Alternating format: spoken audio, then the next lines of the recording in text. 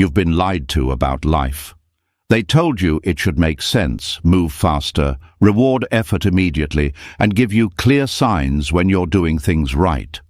They said that if you were on the right path, you'd feel confident, certain, and always one step ahead. But if that were true, why does life keep slowing you down?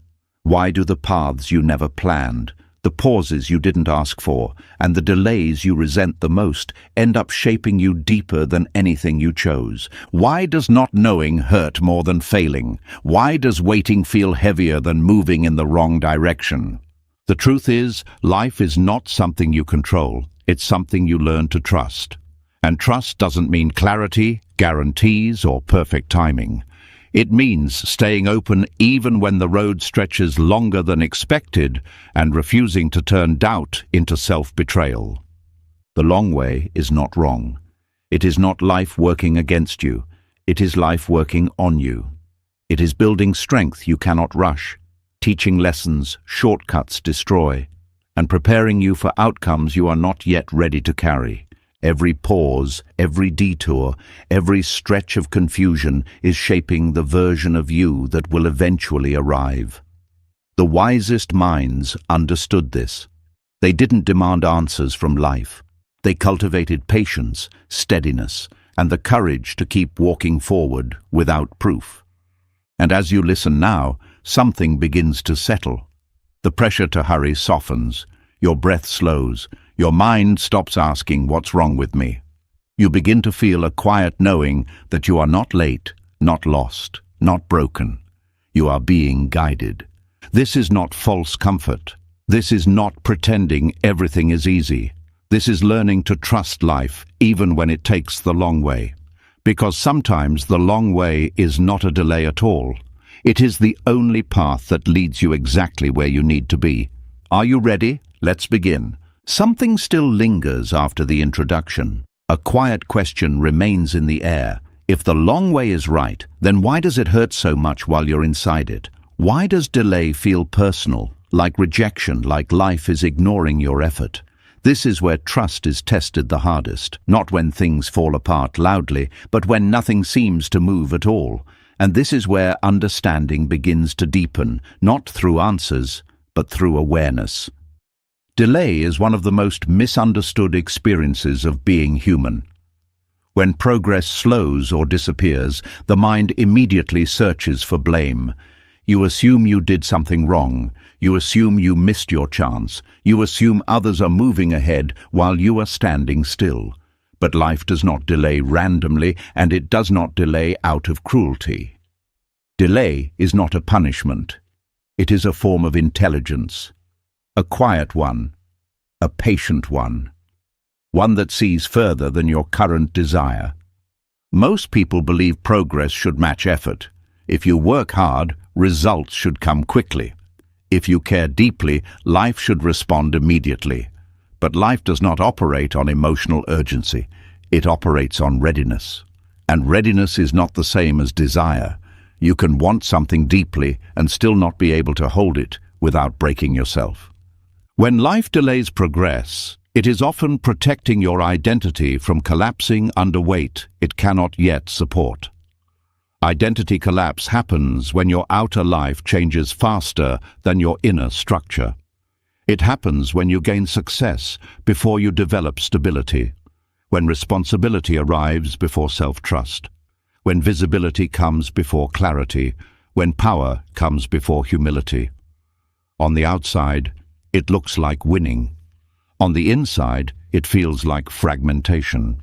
Many people who get what they want too early do not recognize the damage right away. They think discomfort is just pressure.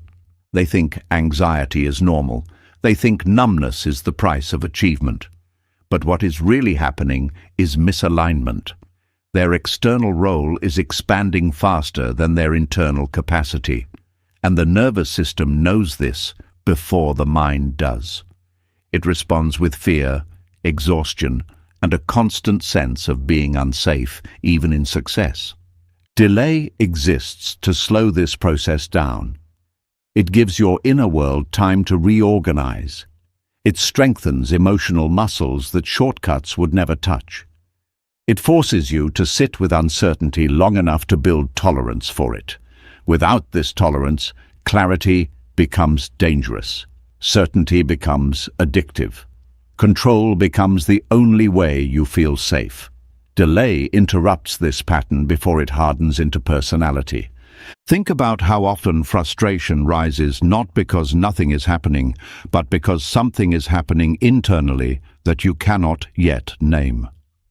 Delay brings you face to face with yourself without distractions. When external movement stops, internal noise becomes louder. Old fears surface, old beliefs reveal themselves, unhealed parts ask for attention. This is not regression, this is exposure. Life is showing you what would sabotage you if things moved faster. Many people try to escape delay by forcing action. They rush decisions.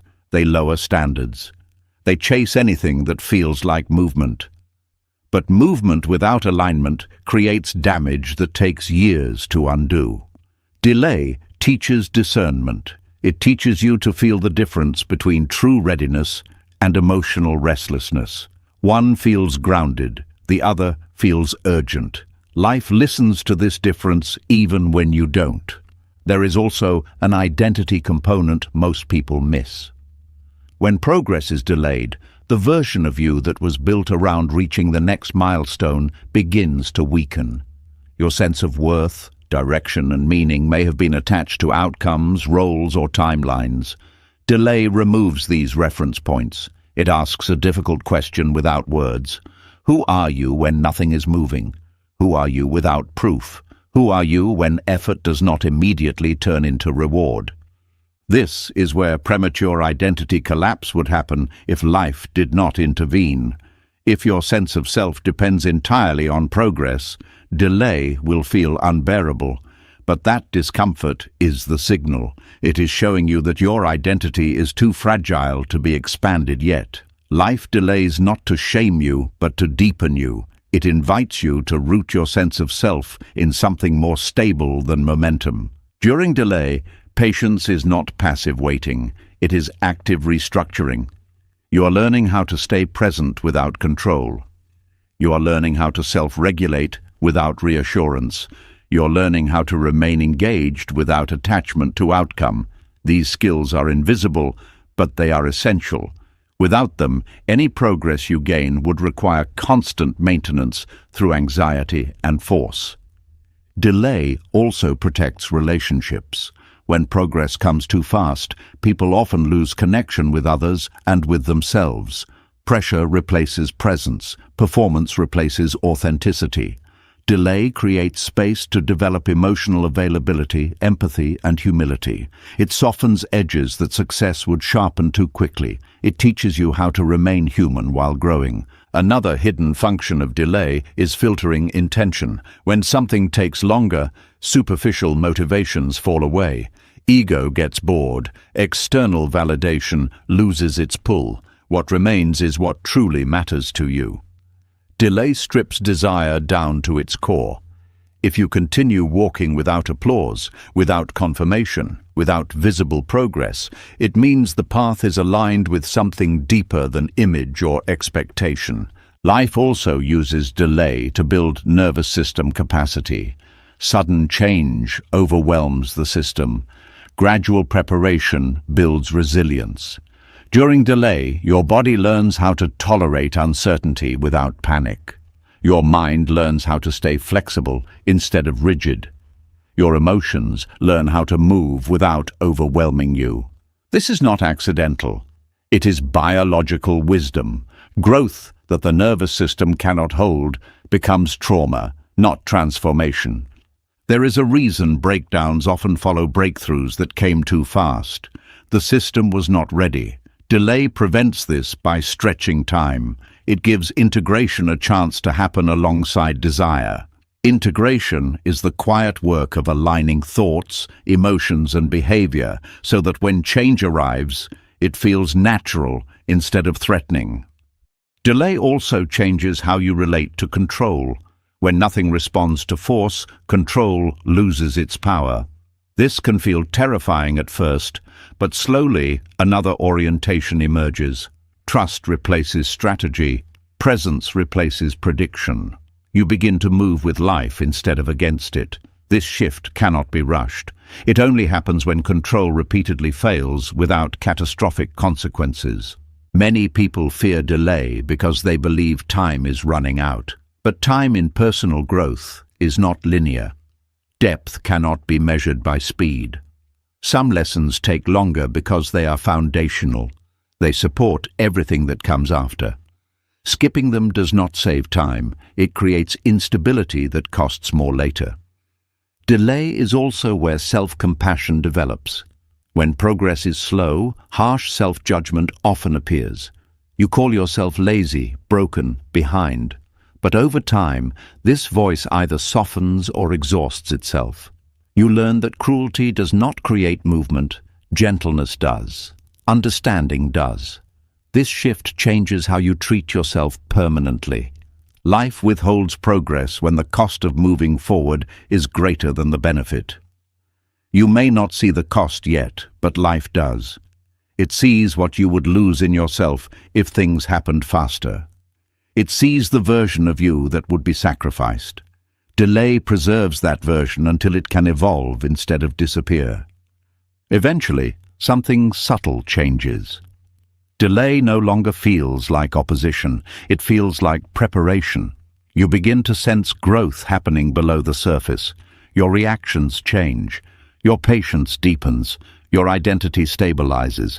You are no longer rushing to become someone. You are becoming someone by staying. This is the intelligence of delay. It is not about stopping your life. It is about preventing collapse. It is about making sure that when progress returns, you are wide enough to hold it, steady enough to enjoy it, and grounded enough to remain yourself inside it. And without realizing it yet, something else is happening. The long way is starting to shape you in ways a shortcut never could. Skills are forming that do not look impressive from the outside, but will become unshakable later. Strength is being built quietly, without drama, without applause.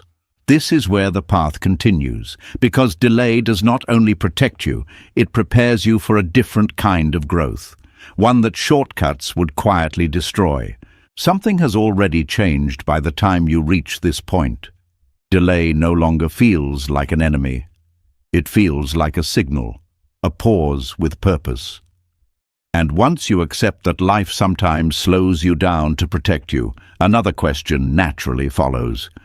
What is actually being built during all this time that seems unproductive on the surface? What grows when the straight line disappears and the detour begins? There is a quiet discomfort that comes with detours.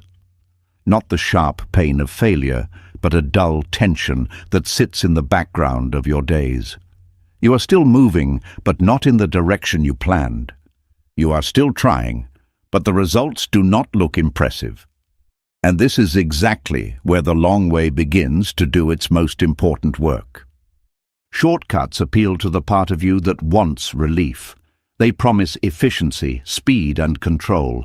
They make you feel smart for avoiding discomfort. But shortcuts have a hidden cost. They bypass the conditions required to develop strength. They deliver outcomes without building the internal structure needed to sustain them. And what arrives without strength rarely stays without damage. The long way, by contrast, is inefficient by design. It exposes you to friction. It forces repetition. It asks you to stay present in moments that offer no reward, and in doing so, it builds muscles that shortcuts quietly weaken. Emotionally, the long way teaches regulation. When progress is slow and unpredictable, your emotions have nowhere to discharge through achievement. You cannot rely on external wins to stabilize your mood. You have to learn how to sit with disappointment without collapsing, how to tolerate uncertainty without spiraling, how to experience frustration without turning it into self-hatred. This capacity cannot be learned through success alone. It is forged through sustained exposure to discomfort that does not destroy you. Shortcuts weaken this muscle because they train emotional dependence on outcome. When things go well quickly, your nervous system learns to associate safety with speed and validation. Any slowdown later feels threatening. Anxiety increases, control tightens. You become less resilient precisely because things once worked easily. The long way prevents this fragility. It teaches you that emotional stability does not require constant confirmation. Spiritually, the detour changes your relationship with meaning. When life does not reward effort immediately, you are forced to ask why you are walking at all. Motivation based on recognition fades. Identity based on comparison erodes. What remains is a quieter reason for continuing. This is where purpose shifts from performance to alignment. You stop asking how this looks and start asking whether this feels true. Shortcuts often keep purpose shallow. They reward surface-level goals and reinforce external definitions of success. But the long way removes these reference points. It strips meaning down to what you are willing to commit to, even when no one is watching. This deepens your connection to values rather than outcomes. Over time, this creates a sense of inner direction that does not depend on circumstances. Psychologically, the long way strengthens self-trust. When plans fail repeatedly and yet you continue to adapt, something important happens. You stop trusting specific outcomes and start trusting your ability to respond. You learn that uncertainty does not equal danger. You learn that confusion does not mean incompetence. You learn that you can survive not knowing. This confidence is quiet but powerful. It does not announce itself. It stabilizes you from within. Shortcuts undermine this process. When things work too easily, you trust the system more than yourself. You trust formulas, strategies, timing. When those fail, panic sets in. The long way removes the illusion that certainty comes from control. It replaces it with the understanding that safety comes from adaptability. Detours also build humility. When progress is indirect, you are constantly reminded of your limits. Not in a humiliating way, but in a grounding one. You learn that effort does not guarantee outcome. That timing matters. That other forces are at play. This humility softens rigidity. It makes you more open, more teachable, more connected to others. Shortcuts inflate the ego. They create the impression that success is a personal achievement rather than a convergence of factors. This makes failure later feel like an identity threat. The long way avoids this trap. It keeps you realistic about your role in your own life. You participate fully, but you do not confuse participation with control. There is also a relational muscle built on detours. When life moves slowly, relationships are not overshadowed by urgency.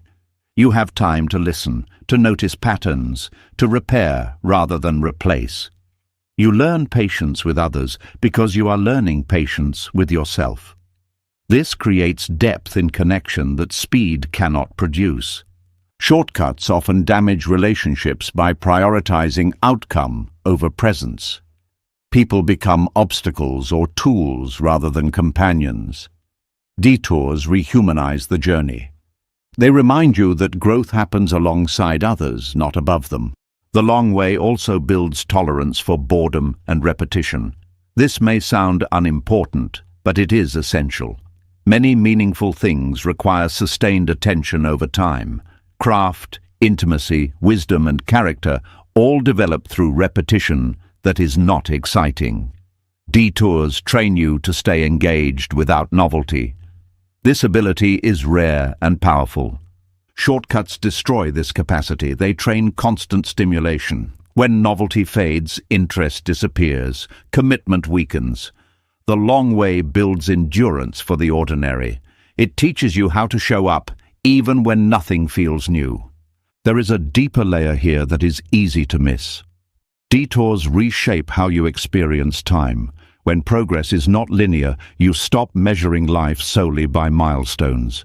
You begin to notice texture, small shifts, subtle growth, internal movement.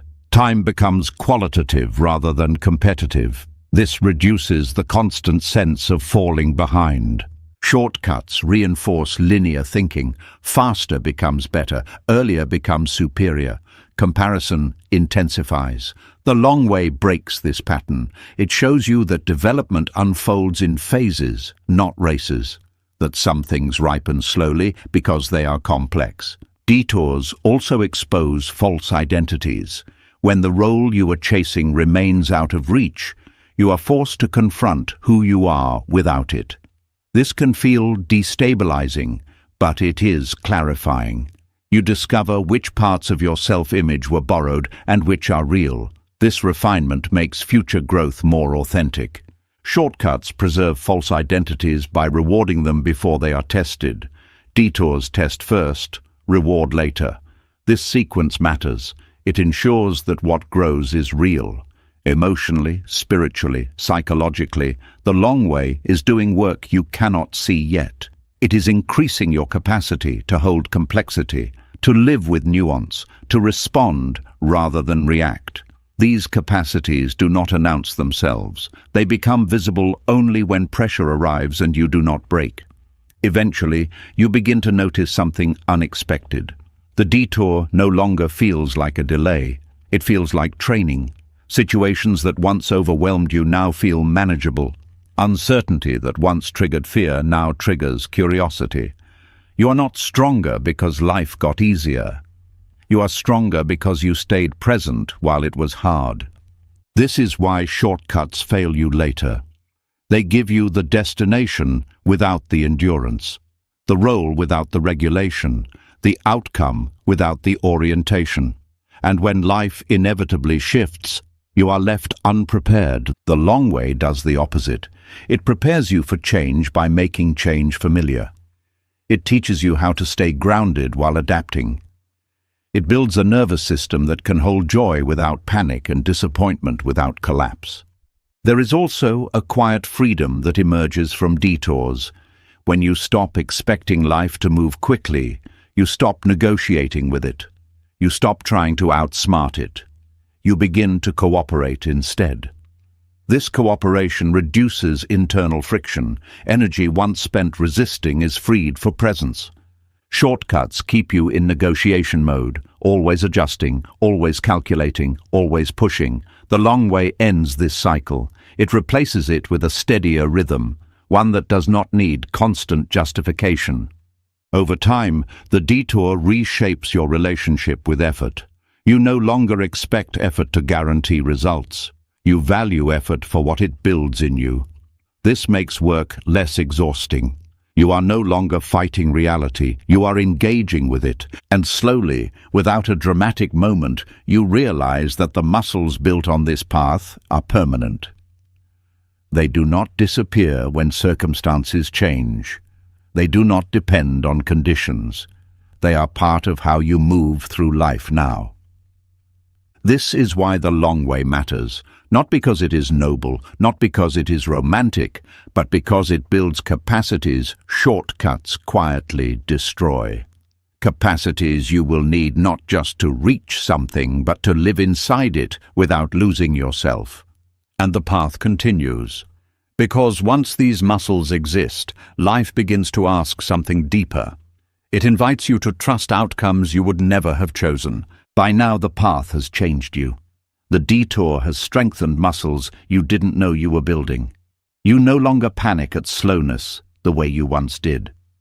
You can stay present without needing constant reassurance. And yet, another challenge quietly appears. Even with all this growth, life still delivers outcomes you did not ask for. Not delays this time, not detours, but results that feel wrong, unfair, or completely misaligned with what you hoped for. This is where trust is tested at a deeper level. Not trust in the process, but trust in where the process is leading you. There is a particular kind of disappointment that cuts deeper than failure. It happens when you do everything you thought was right. You stay patient, you grow, you endure, and life still gives you something different than what you wanted. Not worse in an obvious way, just different enough to hurt. This is where many people break their relationship with life. They don't lose hope loudly. They quietly withdraw. They comply on the outside but resist on the inside, and resistance, when it becomes chronic, slowly drains meaning from everything. Trusting outcomes you would never choose does not mean pretending you like them. It does not mean forcing gratitude or denying pain. It means learning how to stay aligned with your deeper direction, even when surface preferences are not met. There is a difference between preference and purpose, and most suffering comes from confusing the two. Preference is about form. Purpose is about direction. Preference says this must happen this way, at this time, with this result. Purpose says I am here to grow, to contribute, to become more whole, even if the shape of that growth surprises me. When preference leads, trust collapses the moment reality disagrees. When purpose leads, trust adapts. Many people believe surrender means giving up. In reality, surrender is refinement. It is letting go of the illusion that you know exactly how your life should unfold, while staying deeply committed to what matters beneath the surface. You stop insisting on specific outcomes, but you do not abandon your values, your effort, or your integrity. This distinction changes everything. Life often gives outcomes you would never choose because those outcomes access parts of you your preferred path would never touch. Comfort reinforces identity. Disruption reshapes it. When something does not go as planned, the mind immediately labels it as wrong. But the mind evaluates based on familiarity, not wisdom. What feels wrong is often just unfamiliar. What feels disappointing is often just unintegrated. Trusting an unwanted outcome means staying present long enough to understand what it is actually doing to you, not what it looks like, but what it builds. Some outcomes strip away false confidence, others force humility, some teach patience, others teach courage, some teach boundaries, others teach compassion. You do not get to choose the lesson, but you do get to choose whether you cooperate with it or fight it. Fighting unwanted outcomes keeps you stuck in comparison with an imaginary life that does not exist. You replay what should have happened. You measure everything against a version of reality that was never guaranteed. This creates a constant sense of loss, even when nothing tangible is missing. Trust redirects your attention away from what could have been and back to what is unfolding now. There is also grief involved in surrendering preference. You grieve the life you thought you would have by now. You grieve timelines. You grieve identities that made sense to you. Avoiding this grief keeps you attached to expectations that no longer serve you. Allowing it clears space for a more honest relationship with your life. Trusting outcomes you did not choose requires emotional maturity. It means holding disappointment without letting it turn into bitterness. Bitterness is the refusal to integrate experience. It freezes growth. Trust keeps experience moving through you. It allows pain to inform rather than define you. This kind of trust also changes how you interpret meaning. Instead of asking, "Why is this happening to me?" you begin to ask, "What is being asked of me now?" This question shifts you from victimhood to participation. You are no longer trying to escape the moment. You are engaging with it. There is a subtle freedom that comes with this shift. When you stop demanding that life meet your preferences, you stop living in constant negotiation. You are no longer waiting to approve of reality before you show up. You meet life where it is, not where you wish it were. This does not make you passive, it makes you resilient. Trusting unexpected outcomes also builds self-respect. You learn that you can remain aligned even when disappointed, that you do not abandon yourself when things do not go your way. This creates an internal stability that no external success can provide. You become someone who can be trusted by yourself. Many people fear that surrendering preference will lead to a small life. They believe that if they stop pushing for what they want, they will settle. But surrendering preference is not about shrinking your life. It is about allowing it to expand beyond your limited imagination. Some of the most meaningful paths are invisible from where you start. They require a different doorway. Life often closes doors not to punish you, but to redirect you toward rooms you did not know existed. Trusting this does not mean you stop trying. It means you try without clinging. You act without attachment. You remain engaged without forcing meaning prematurely. This kind of trust also softens your relationship with control. Control thrives on certainty. Trust thrives on openness. When you accept that you cannot predict outcomes, you stop exhausting yourself trying to manage everything. Energy returns, creativity returns, presence returns. There is also a spiritual dimension here, even if you do not use spiritual language. Trusting life beyond preference requires faith in something larger than your current perspective. Not blind faith, but experiential faith. Faith built through surviving moments you thought would break you and discovering they didn't. Faith built through loss that reshaped you rather than destroyed you. Over time, you begin to notice that outcomes you once resented contributed to capacities you now rely on. You see how certain disappointments redirected you toward people, skills, or insights that changed everything. This does not erase the pain you felt, but it reframes it. Meaning appears in hindsight, not in advance. Trust also deepens your compassion for others. When you accept that life unfolds differently for everyone, you stop judging paths that do not match your own. You understand that unseen forces are always at work. This makes you gentler, less rigid, more human. Learning to trust outcomes you would never choose does not mean you stop setting intentions. It means you hold them lightly. You remain flexible. You allow life to collaborate with you rather than obey you. This collaboration feels less dramatic, but it is more sustainable. Eventually, something subtle shifts. You stop bracing against disappointment.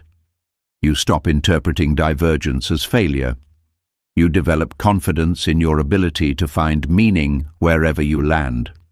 This does not make you indifferent. It makes you grounded. Purpose remains, but it is no longer attached to specific forms. It becomes a direction rather than a destination. You know what you stand for, even if you do not know exactly where you are going.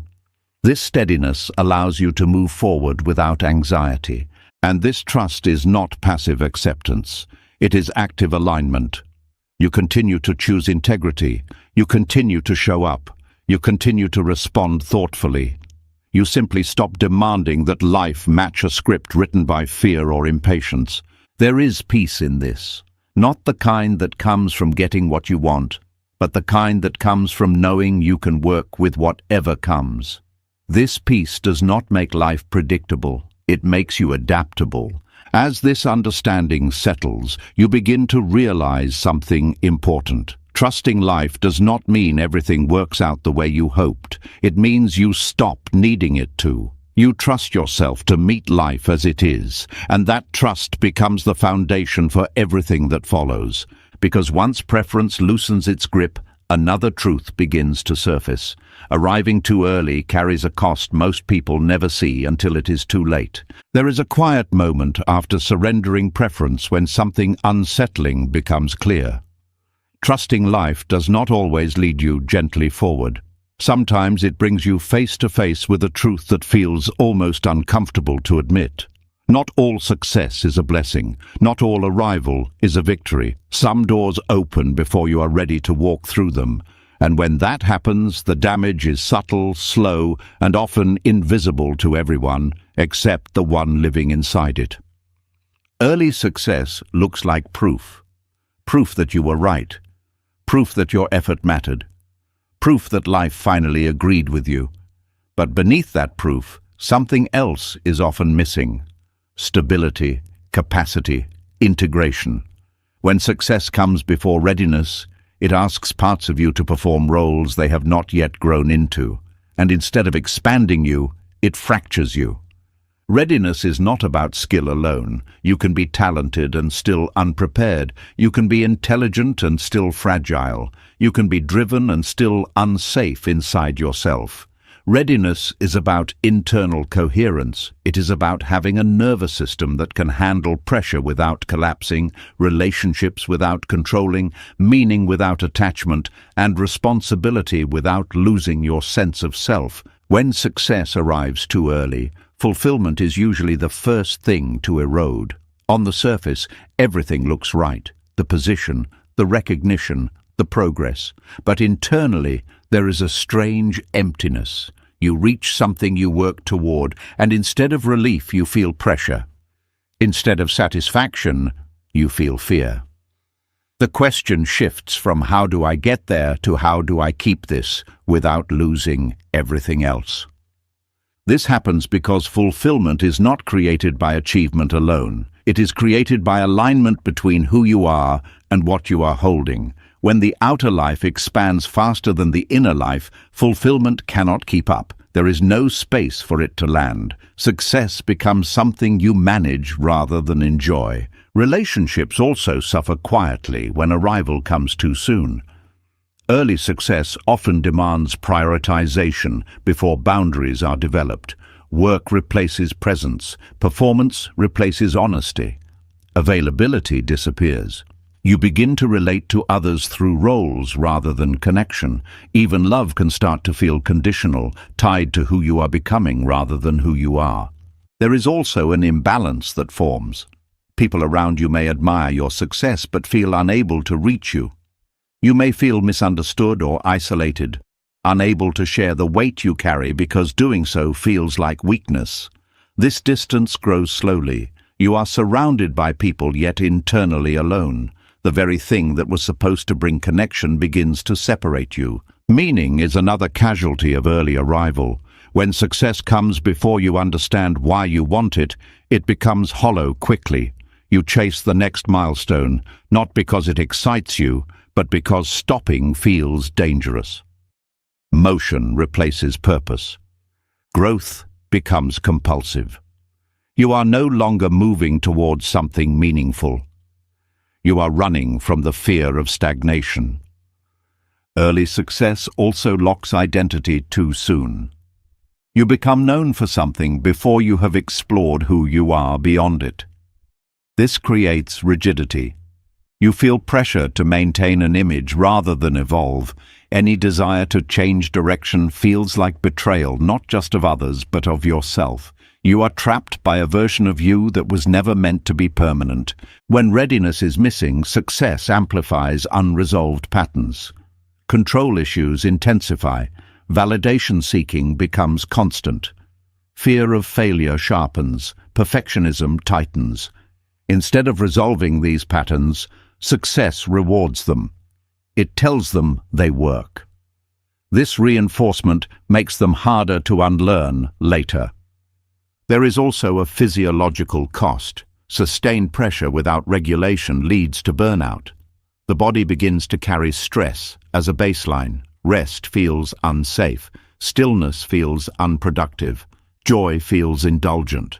Over time, exhaustion becomes normalized. You tell yourself this is the price of having what you wanted, but the deepest cost is disconnection from self. When you arrive too early, you spend more time managing life than living it. You are always slightly ahead of yourself, performing at a level your inner world has not integrated. This creates a split. The outside moves fast, the inside lags behind, and instead of meeting, they drift further apart. Many people do not recognize this until something breaks. A relationship ends, health declines, motivation disappears. They call it burnout or a midlife crisis, but it is often delayed misalignment finally surfacing.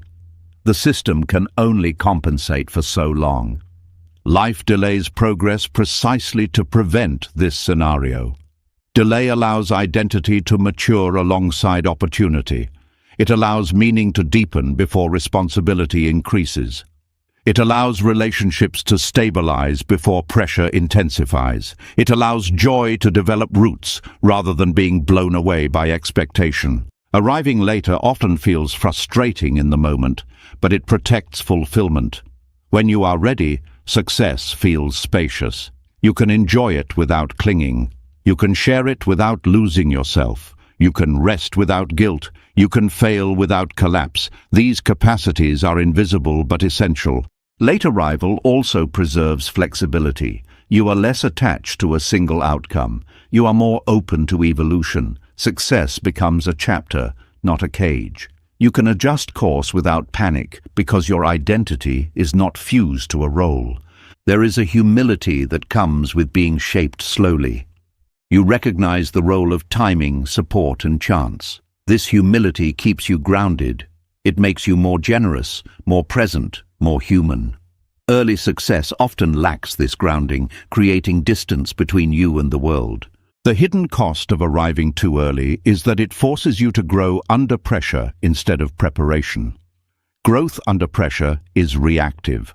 Growth under preparation is integrative. One creates survival. The other creates wholeness.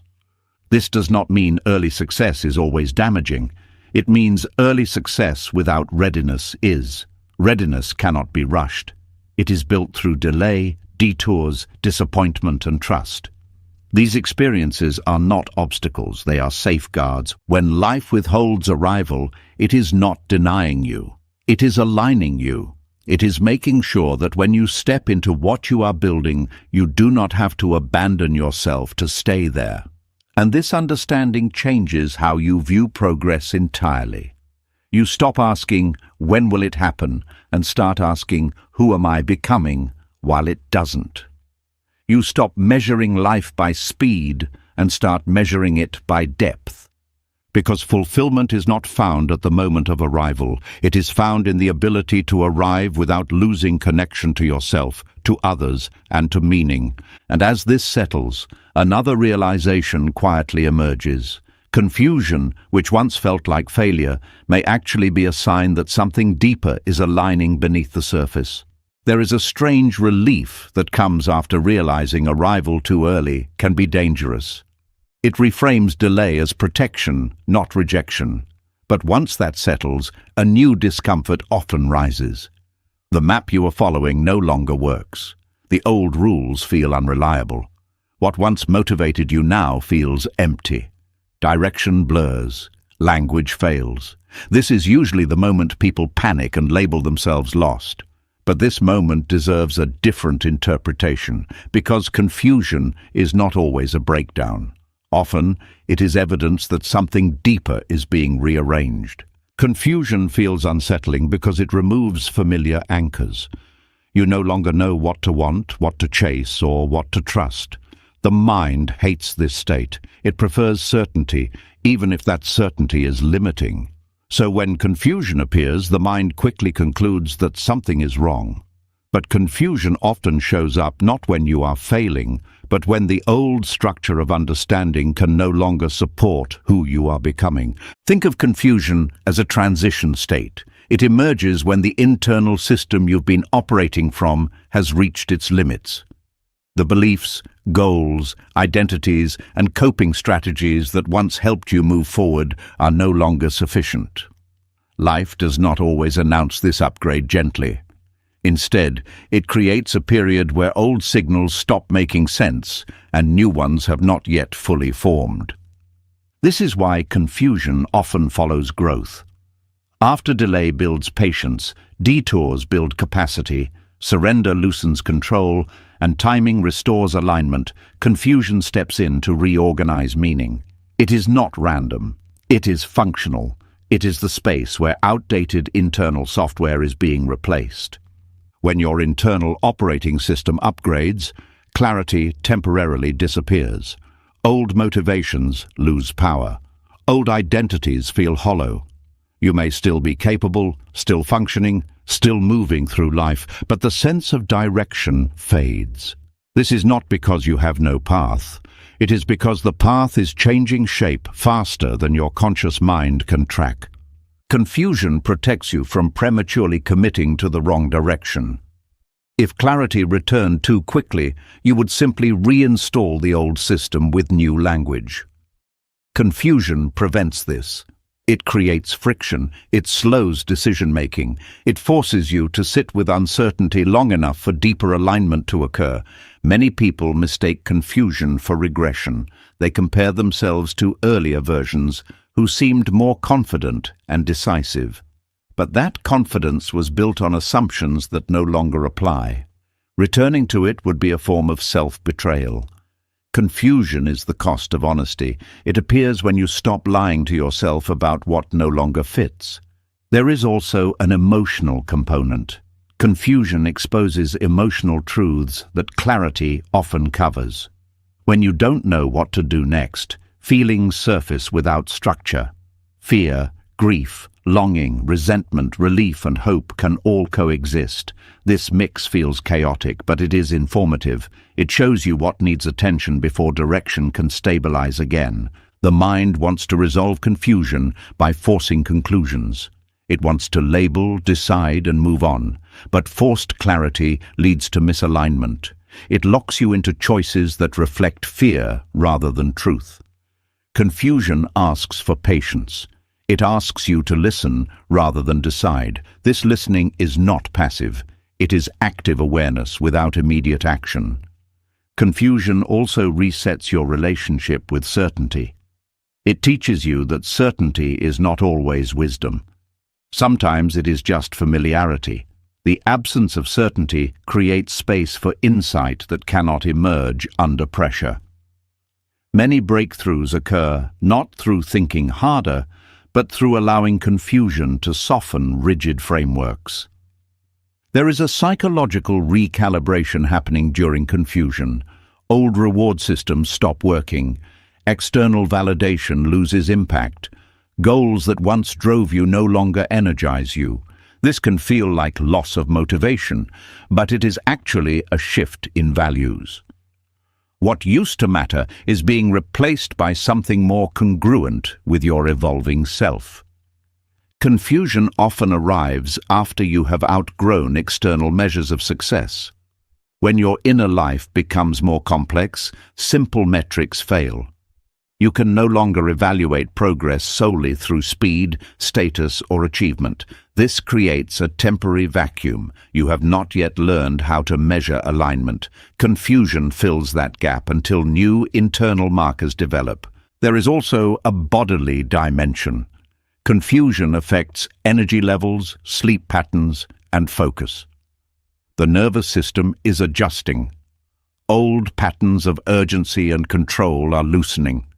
This can feel like fatigue or restlessness, but beneath it, regulation is happening. The system is learning how to operate without constant tension. People often try to escape confusion by distracting themselves or overloading their lives with activity. But distraction delays integration. Confusion needs space. It needs quiet. It needs room to reorganize internal priorities. Avoiding it prolongs it. Confusion also reveals attachment. The discomfort you feel is often tied to what you are afraid to let go of. An identity, a timeline, an image, a belief about who you should be by now. Confusion forces these attachments into awareness. It challenges you to release what no longer supports growth. This release is rarely dramatic. It happens gradually, through boredom, disinterest, and emotional distance. What once consumed you loses urgency. This can feel scary because it leaves a gap. But that gap is fertile. It is where new meaning forms. Confusion is also a test of trust. Not trust in outcome, but trust in process. Can you stay present without needing to know? Can you allow uncertainty without interpreting it as danger? Can you remain engaged without clarity? These questions are not answered intellectually, they are answered through experience. The internal upgrade happening during confusion requires time. Neural pathways are reorganizing. Emotional responses are recalibrating. Values are shifting. This is complex work. It cannot be rushed without causing distortion. Confusion slows you down so integration can keep pace with change. There is also creativity hidden in confusion. When old frameworks dissolve, new connections become possible. Ideas combine in unexpected ways. Insight emerges from unlikely places. This is why many creative breakthroughs come after periods of confusion. The mind becomes more flexible when it is no longer constrained by certainty. Confusion also deepens empathy. When you no longer feel certain about your own path, you become less judgmental of others. You recognize the unseen complexity behind choices. This softens your relationship with people and with life itself. Over time, confusion begins to change texture. It becomes less panicked and more curious. You stop asking what is wrong and start asking what is forming. This shift marks alignment. You are no longer fighting the process. You are participating in it. Eventually, clarity does return, but it is different from before. It is quieter, less urgent, less rigid. It does not demand immediate action. It offers direction without pressure. This clarity feels grounded rather than excited. It does not promise certainty. It offers coherence. And when this clarity arrives, you realize confusion was not an error. It was a recalibration. It was life updating your internal operating system so you could function at a higher level of complexity, integrity, and truth. Confusion stripped away outdated goals. It loosened false identities. It taught you how to stay present without answers. It prepared you to move forward with discernment rather than impulse. This is why confusion often appears when life is aligning you more deeply. It is the signal that something old has ended and something new is forming, even if you cannot yet name it. And as this understanding settles, another pattern becomes visible. The long way is not just shaping skills or clarity. It is quietly filtering who you can become. After confusion loosens its grip, something quieter but more demanding begins. It is no longer about not knowing. It is about no longer being able to carry certain parts of yourself forward. The long way does not just teach you, it edits you. It removes traits, habits, identities, and coping mechanisms that once helped you survive, but would sabotage you if they reached the destination. This process is subtle, often uncomfortable, and deeply necessary. The long way acts like a filter because not every version of you is built to last. Some versions were created for speed, not endurance. Some were shaped by fear, not truth. Some were motivated by approval, not alignment. These versions can move fast, impress others, and achieve quick wins. But they cannot survive depth. They cannot hold responsibility without control. They cannot hold intimacy without defense. They cannot hold meaning without attachment. Extended journeys expose this slowly. When things take longer than expected, surface-level traits stop working. Charm runs out. Willpower exhausts itself. Image maintenance becomes too heavy. What remains is what is real, and what is real either strengthens or dissolves. One of the first things the long way removes is urgency-based identity. This is the version of you that feels valuable only when progressing, producing, or proving something. On a long path, urgency burns out. You cannot sprint forever. Life does not respond faster just because you panic. Eventually, urgency collapses under its own weight. This forces you to find a sense of worth that is not tied to speed. Another version that cannot survive the destination is the approval-seeking self. When progress is slow and recognition is scarce, external validation dries up. There are no quick wins to show, no applause to rely on. If your motivation depends on being seen, the long way will feel unbearable. Over time, this dependence weakens. You stop performing for an audience that is no longer there. You begin to act from internal alignment instead. The long way also filters out control-based strength. Control can be effective in short bursts. It creates the illusion of competence. But over long timelines, control becomes rigid. Life changes. Conditions shift. Control breaks. The long way exposes how fragile control really is. It replaces it with adaptability. You learn how to respond instead of dominate. This makes you stronger in a way that lasts. Another identity that dissolves is the comparison-driven self. On extended journeys, comparison loses relevance. Everyone's timeline looks different. Metrics stop matching. If you continue to compare, you suffer constantly. Eventually, comparison becomes exhausting. You stop measuring yourself against others because it provides no useful information. This frees enormous mental energy.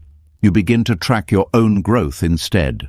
The long way also removes emotional avoidance. When discomfort lasts longer than expected, avoidance fails. You cannot distract forever. Feelings you postponed demand attention. This is not punishment. It is integration. The destination requires emotional honesty. Versions of you that avoid pain cannot function there. They would sabotage intimacy, leadership, and self-respect. Extended journeys also dismantle fantasy-based motivation. Fantasies about arrival, recognition, or transformation keep people moving early on, but fantasies cannot sustain long-term effort. When reality does not match imagination, disappointment sets in. Over time, fantasy dissolves. What remains is commitment. Commitment is quieter, less dramatic, more reliable. The long way filters ambition as well. Not ambition itself, but the form it takes. Ambition rooted in fear becomes exhausting. Ambition rooted in ego becomes brittle. Ambition rooted in alignment survives. Extended journeys reveal which kind you are operating from. The wrong kind burns out. The right kind deepens. There is also a moral dimension to this filtering. The long way exposes ethical shortcuts. When progress is slow, temptation increases. You are offered easier paths, compromises, rationalizations. Each choice shapes character. Over time, the long way rewards integrity not with speed, but with coherence. You become someone who trusts yourself because you know what you are willing to sacrifice and what you are not. The destination requires this coherence. Without it, success creates inner conflict. Power amplifies weakness. Visibility magnifies insecurity. Responsibility exposes immaturity. The long way removes these risks by refining character before arrival. Another version that cannot survive the destination is the self that needs certainty. Long paths rarely offer guarantees. If you need constant reassurance, you will struggle. Over time, the need for certainty weakens. You develop comfort with ambiguity. This flexibility is essential at higher levels of complexity. Life becomes less predictable as it expands. The long way prepares you for that reality. The long way also filters relationships. Some connections fade because they were built on shared struggle, not shared values. Others strengthen because they can grow alongside you. This is not loss, it is alignment. The destination requires relationships that can handle depth, honesty, and change. As these versions fall away, there can be grief. You mourn who you thought you were. You mourn identities that once felt safe. This grief is part of the filtering.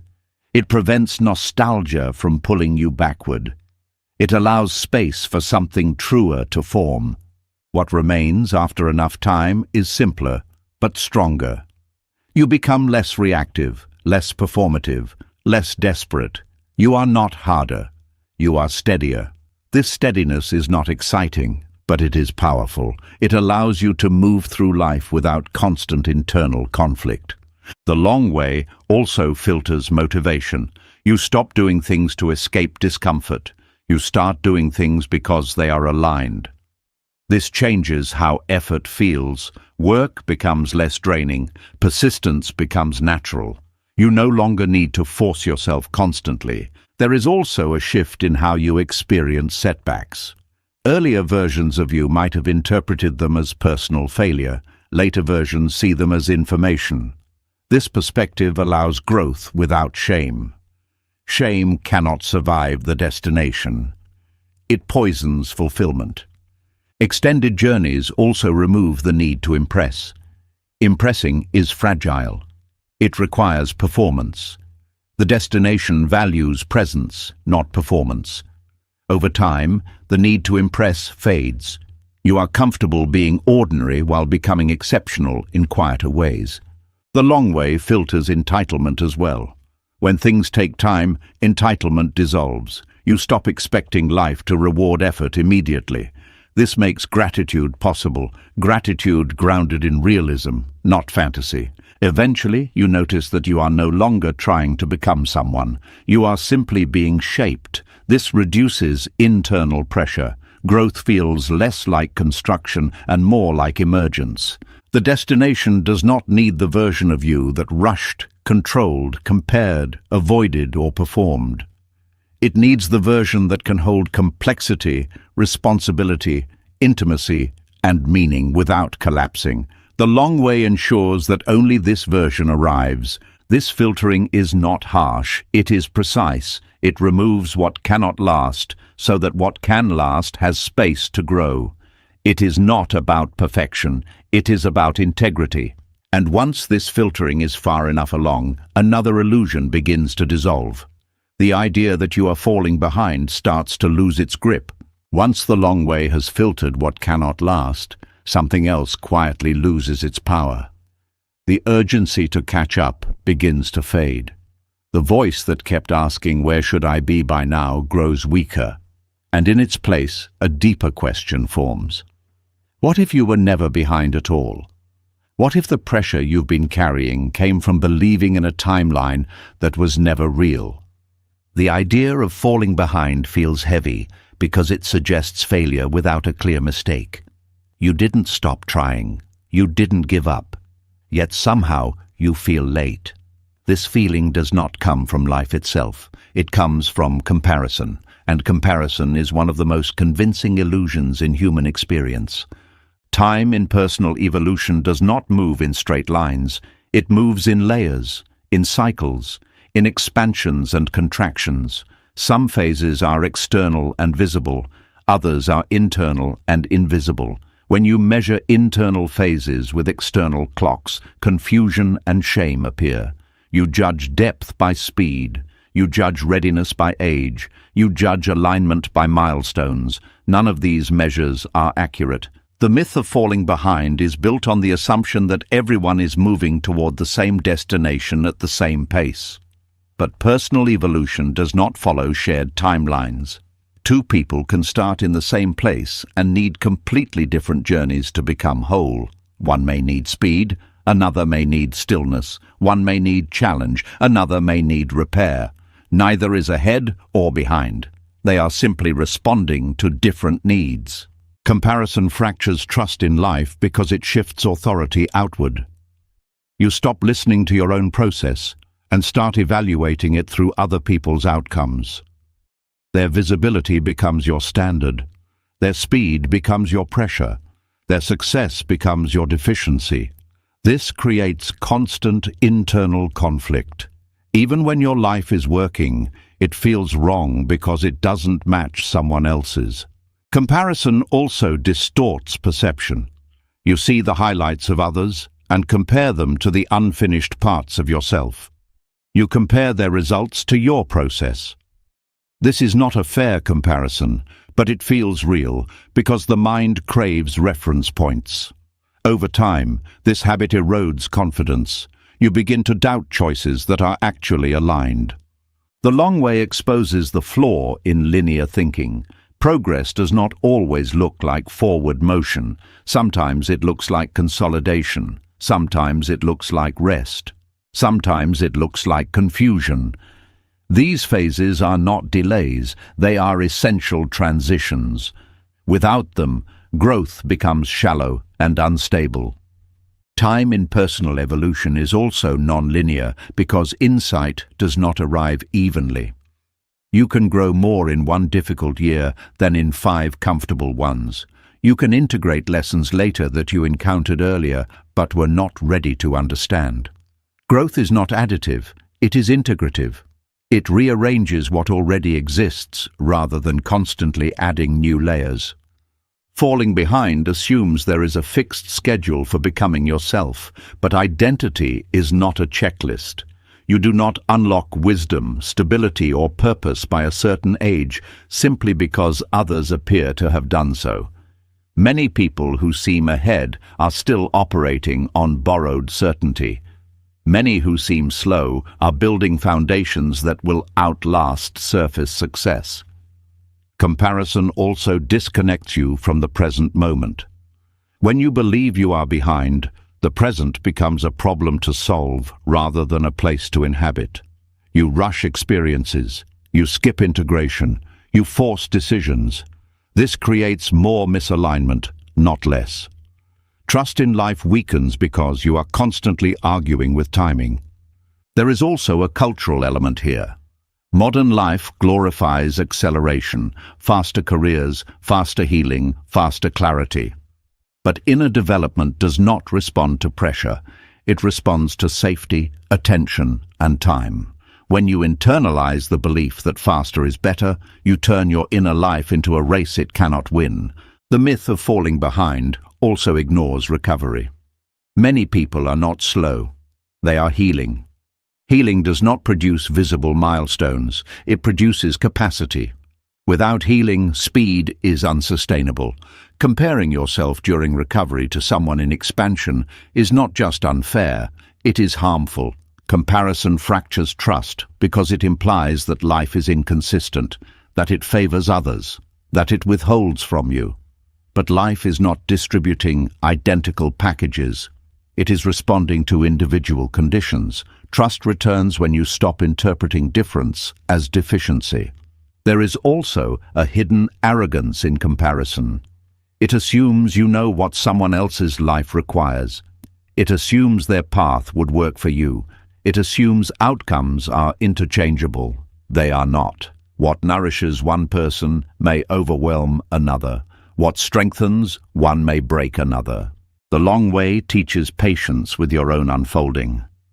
You begin to see that certain things could not have happened earlier without damaging you. Certain responsibilities would have crushed you. Certain relationships would have trapped you. Certain clarity would have narrowed you. Timing protected you, even when it frustrated you. As comparison loses its grip, a new relationship with time emerges. You stop asking how long this is taking and start noticing what is changing. You track subtle shifts, increased tolerance, deeper calm, better discernment. These are not things you can rush. They arrive when conditions are right. The myth of falling behind also collapses when you realize that many people will need to unlearn what they rushed into. Early achievement often requires later repair. What looks like advancement can become detour. What looks like delay can become alignment.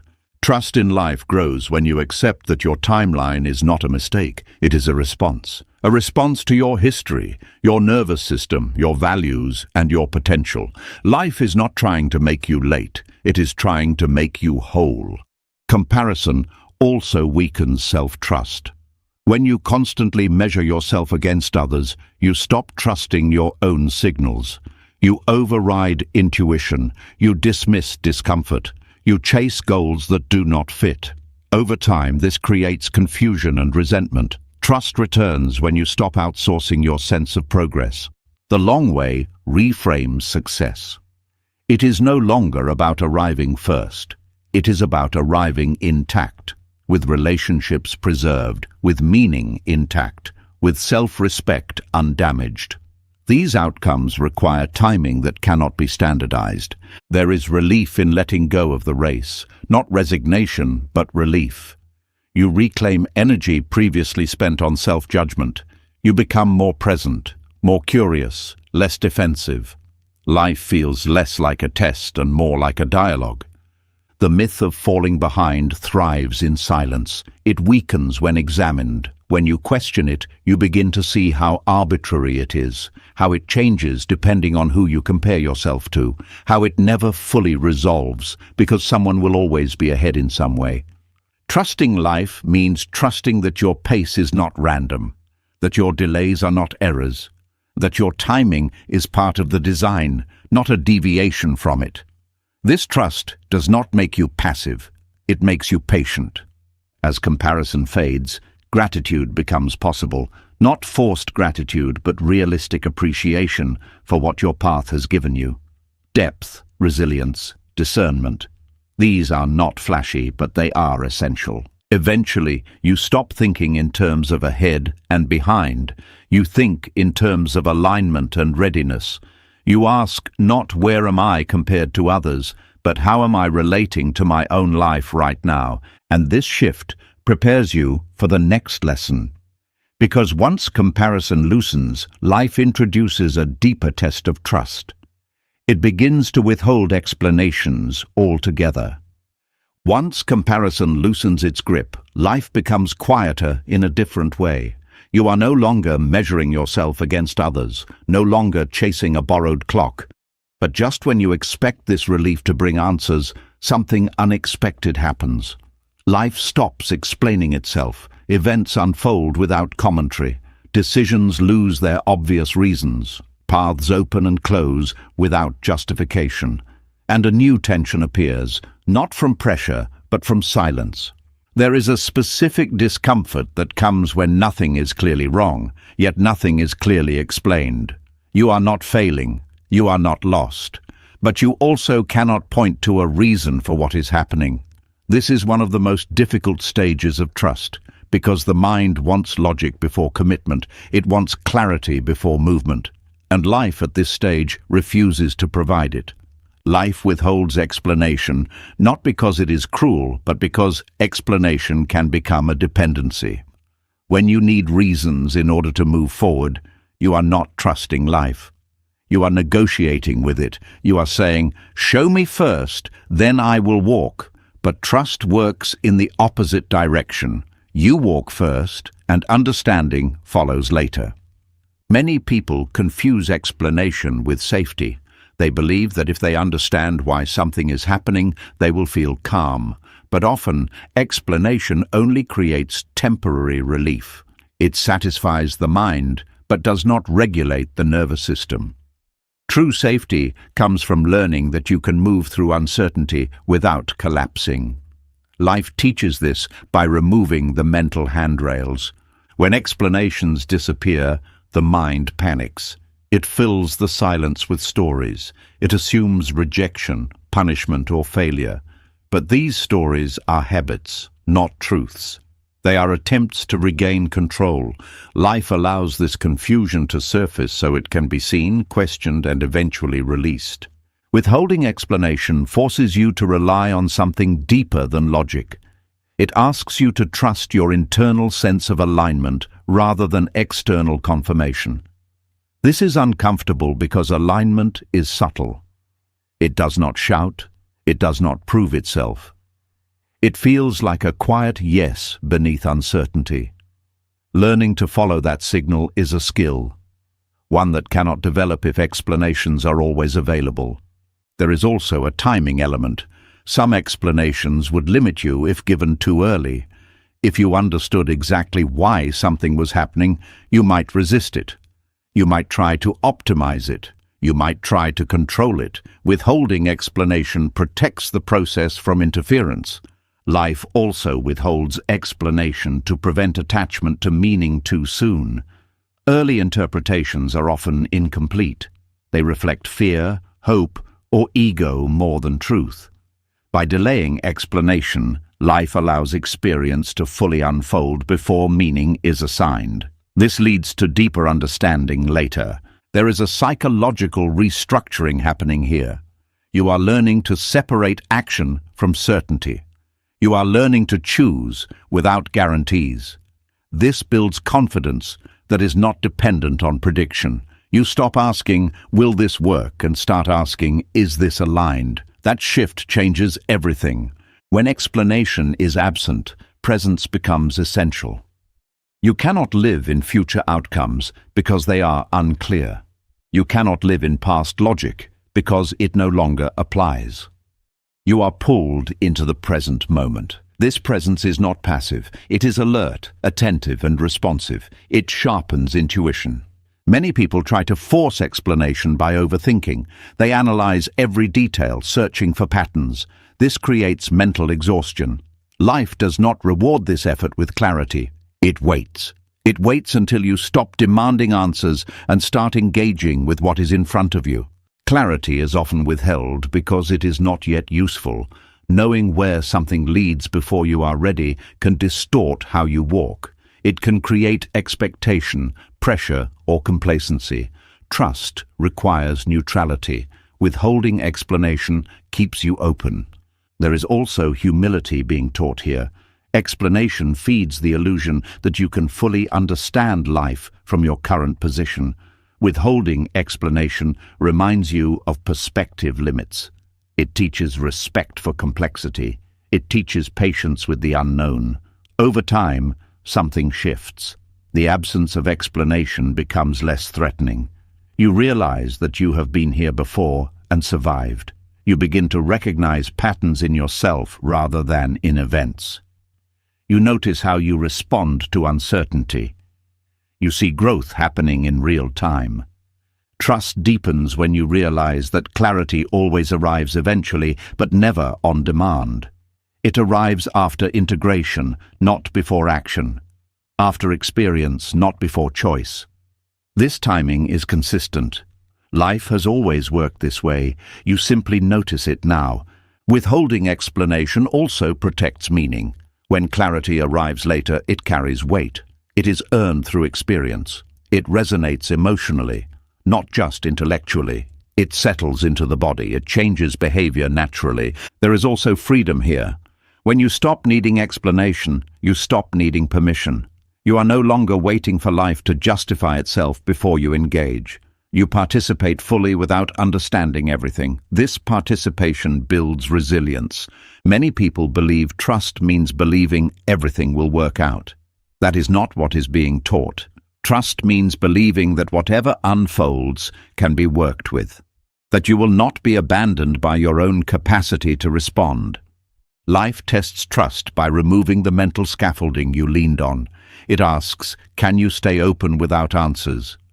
Can you stay kind without reassurance? Can you stay engaged without explanation? Each yes strengthens trust. This stage also reveals where trust is still conditional, where you say you trust life, but only if it explains itself. Seeing this is not failure, it is awareness. Awareness is the first step toward deeper trust. Eventually, clarity begins to return, but it arrives quietly, not as a dramatic revelation, but as coherence. Things make sense in hindsight. Connections form. You see how one event led to another, how confusion protected you, how silence guided you. This clarity does not make you feel clever. It makes you feel grounded. You no longer need to convince yourself that life is meaningful. You have lived that meaning into existence. And this changes how you approach future uncertainty. You stop demanding explanations at the beginning. You allow life to unfold. You trust that understanding will come when it can actually serve you. This is why clarity is a reward for trust, not a prerequisite. It comes after you have proven that you can walk without it. It comes after you have stayed present without knowing. It comes after you have chosen alignment over reassurance. As this lesson settles, something else becomes visible. Resistance, which once felt like strength, begins to look more like loyalty to an old self. When explanations fade and trust deepens, resistance does not disappear. It changes shape. It becomes quieter, more reasonable, more convincing. It no longer feels like fear. It feels like loyalty. Loyalty to plans you once made. Loyalty to dreams that carried you through hard years. Loyalty to an identity that once saved you. And this is where the next layer of growth begins, because not all resistance is rebellion. Some resistance is devotion to a past that no longer fits. There is a particular pain in realizing that what you are holding on to is not wrong, just outdated. Old dreams often formed in moments of survival. They gave you direction when you needed hope. They gave you structure when you needed escape. They gave you meaning when you needed purpose. Letting go of them can feel like betrayal, not of a goal, but of the version of you who needed that goal to survive. Resistance often appears when life starts pulling you towards something unfamiliar. The new direction feels vague. The old dream feels clear. Even if it no longer excites you, it feels safer because it is known. Resistance says stay. Stay with what you promised yourself. Stay with what makes sense. Stay with what people expect. But beneath that voice is fear, not of failure, but of identity loss. Misdirected loyalty keeps you tied to versions of yourself that were built for a different chapter. You confuse consistency with integrity. You believe changing direction means you were wrong before, but growth does not invalidate earlier truth. It updates it. What was once aligned can become restrictive if held too tightly. Old dreams often carry emotional contracts. You may have sacrificed for them. You may have endured pain for them. Letting go can feel like saying that sacrifice was wasted, but sacrifice is not wasted just because the outcome changes. The strength, insight, and resilience built along the way remain. They simply get redirected. Resistance also protects familiarity. Even when something no longer fits, familiarity feels grounding. The nervous system prefers known discomfort over unknown possibility. This is why resistance often increases right before a shift. Not because the shift is wrong, but because it threatens the identity built around the old dream. There is also social loyalty involved. People around you may still see you through the lens of who you were becoming. Changing direction risks disappointing them. Resistance convinces you that staying is noble, that leaving is selfish. But living a life that no longer fits to preserve other people's expectations creates quiet resentment. Over time, this resentment erodes authenticity. Resistance is not always loud. Sometimes it shows up as overthinking, sometimes as procrastination, sometimes as sudden doubt about things that once felt clear. These are not signs of weakness. They are signs that an internal negotiation is happening. Part of you is ready to move on. Another part is trying to protect continuity. Old dreams can become cages when they outlive their purpose. They demand maintenance. They demand justification. You keep investing energy not because they fulfill you, but because stopping feels too costly. This is how loyalty becomes misdirected. You protect the dream at the expense of the person you are becoming. Life does not punish this resistance immediately. It allows it. It waits. Over time, the cost of staying becomes clearer.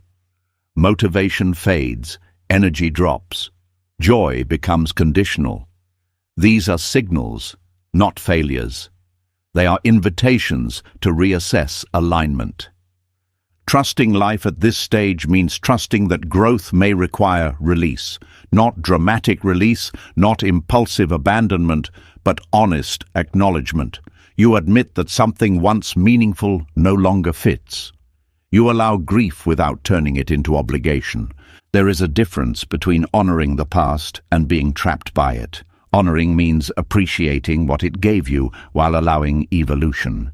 Being trapped means mistaking history for destiny. Resistance keeps you trapped. Trust sets you free. This process also refines discernment. You learn to distinguish between resistance that protects integrity and resistance that protects fear. Integrity-based resistance feels grounded. It aligns with values. Fear-based resistance feels tight. It relies on stories about loss, judgment, or wasted time. Clinging to old dreams often betrays who you are becoming because it prioritizes familiarity over truth. Growth asks for honesty, not consistency. It asks you to listen to what energizes you now, not what once did. There is also a humility in releasing outdated dreams. You accept that you did not know everything then, and you do not know everything now. You allow yourself to evolve without needing to justify every change. This humility creates flexibility. Resistance often dissolves when you realize that letting go does not erase your past. It integrates it. The skills, lessons, and character built remain. They simply find new expression. Trusting life here means trusting that your becoming is not random, that the pull towards something new is not betrayal, but alignment. That staying loyal to growth sometimes requires leaving behind goals that no longer serve you. As this loyalty realigns, you begin to feel lighter. Not because everything is clear, but because you are no longer fighting yourself. Energy returns, curiosity returns, life feels less forced. And once resistance softens, another shift occurs. Life begins to respond differently when you stop negotiating outcomes and start committing to alignment. When resistance softens and loyalty realigns, something subtle takes its place. It is not excitement, it is not certainty, it is a quiet shift in how you relate to life itself. You stop arguing with what is happening, you stop bargaining for different outcomes. And without announcing it, a different kind of relationship begins. One that does not rely on force, urgency, or explanation. This is where the quiet agreement forms.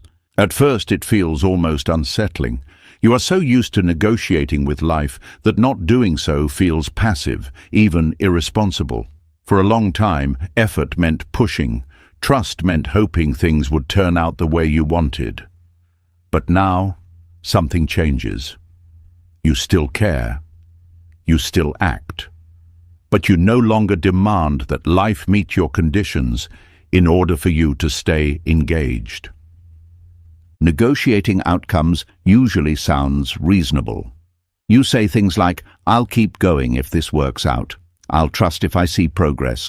I'll stay patient as long as there's a sign." These conditions feel practical, but they keep you in a transactional relationship with life. You are constantly assessing, adjusting, and bracing. This creates tension even when things are going well. When you stop negotiating outcomes, you are not giving up direction. You are changing posture. You move from control to cooperation, from conditional effort to consistent presence. This shift changes how life responds, not because life rewards obedience, but because you are no longer interfering with the process. Negotiation keeps your attention in the future. You are always checking whether things are turning out right. This prevents you from fully inhabiting the present. Life responds best when you are present, because presence allows you to notice signals you would otherwise miss. When you stop negotiating, your awareness sharpens. There is also an energetic component. Constant negotiation leaks energy. You spend mental effort calculating, worrying, predicting. When you stop doing this, that energy becomes available for action, creativity, and resilience. Life feels less heavy not because circumstances changed, but because internal resistance decreased. The quiet agreement is not spoken, it is felt. It sounds like this internally. I will show up fully without demanding certainty. I will act with integrity without requiring guarantees. I will stay aligned even when outcomes are unclear. This agreement changes the quality of your engagement. Life responds differently when you stop negotiating because your actions become cleaner. They are no longer driven by fear of loss or hunger for reward. They are guided by values, curiosity, and responsiveness. This makes your choices more accurate. You waste less time forcing what does not fit. Negotiation often blinds you to opportunities that do not match your expectations. When you insist on specific outcomes, you filter reality too narrowly. You overlook paths that feel wrong simply because they are unfamiliar. When negotiation ends, perception widens. You see options you would have dismissed before. There is also relief in no longer needing life to explain itself before you cooperate. You stop asking why this and start asking what now. This question is more useful. It keeps you engaged without trapping you in analysis. Life moves through action, not explanation. The quiet agreement also stabilizes emotion. When you are no longer emotionally invested in specific outcomes, disappointment loses its power. It still hurts, but it does not destabilize you. Success still feels good, but it does not inflate you. Your emotional state becomes less reactive and more steady. This steadiness changes relationships as well. You stop projecting expectations onto others. You stop needing them to behave a certain way to validate your path. This reduces conflict. You listen more. You respond rather than react. life feels less adversarial. Stopping negotiation does not mean passivity, it means precision. You choose carefully, you commit fully, you let go quickly when something is not aligned. This combination creates momentum that feels natural rather than forced. The quiet agreement also builds trust in timing. You stop trying to accelerate growth. You respect phases. You allow things to ripen. This patience is not idle. It is attentive. You remain engaged without rushing.